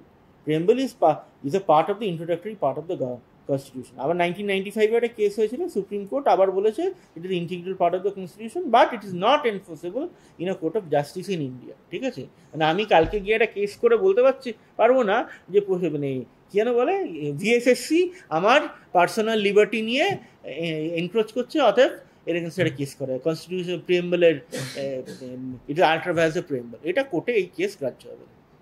ঠিক আছে? 42nd amendment is the most important amendment of the preamble. এত ইম্পর্টেন্ট যেটা নিয়ে কোয়েশ্চেন এসছে, একবার বলা হয়েছিল what is called the mini constitution. এটাকে মিনি কনস্টিটিউশন বলা হয় যেহেতু এটা সবচেয়ে detailed amendment of the constitution till date. ঠিক আছে? এটা নিয়েও এর পেছনে অনেক রাজনীতি আছে, সেগুলো এখন জানার দরকার নেই, পরে যখন সময় সুযোগ হবে পরে বুঝবেন কেন করা হয়েছিল, কী করা হয়েছিল। ঠিক আছে? ইন্দিরা গান্ধীর আমলে হয়েছিল তো। যাই হোক, সোশ্যালিস্ট সেকুলার এগুলো ঢুকেছিল। Socialists are added with sovereign democrat, unity of the nation, unity and integrity of the nation. ঠিক আছে? আর একটা খুব ইম্পর্টেন্ট জিনিস আছে যে এটা নিয়ে কোয়েশ্চেন এসছে কিন্তু একটা সময়, যে কনস্টিটিউশনের কোন কোন প্রভিশন কোন কোন সময় অ্যাক্টিভ হয়েছিল। যেমন আর্টিকেল 394 স্টেটস 5, 6, 7 এগুলো since the adoption of the constitution on 26 1949 and the rest of the provision on 26 January 1950. এটারও কারণ আছে, যাদের মানে কনস্টিটিউশন নিয়ে সত্যি ইন্টারেস্ট আছে, দুটো বই আছে, তাতে এর কেনর অনেকগুলো কেনর উত্তর দেওয়া আছে। একটা হচ্ছে গ্র্যানভিল অস্টিনের cornerstone of the Indian constitution. It is still date the best book on Indian constitution. মানে আমাদের একটা সাহেবপ্রীতি আছে, সেটা খুব একটা মিথ্যে নয়, তার কারণ ওরা সত্যিই ভালো লেখে, এবং একটা বাইরের লোক ইন্ডিয়ান কনস্টিটিউশন বুঝে এত সুন্দর একটা জিনিস লিখেছে, এটা he should given the relevant accolades. Granville অস্টিনের making of the Indian constitution আর cornerstone of the Indian constitution, এর মধ্যে দুটো বই আছে, বাজারে পাওয়া যায় এখনো।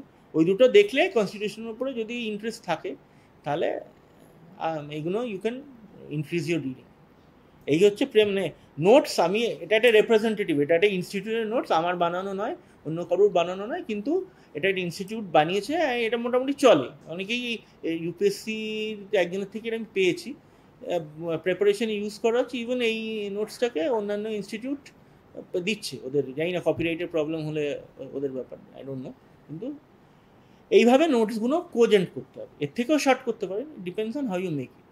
এটা পুরোটাই মানে you can prepare your own notes if you have time for it. You can rely on books and notes of other institutions if you feel that's the way. এটা পুরোটাই আপনাদের ব্যাপার।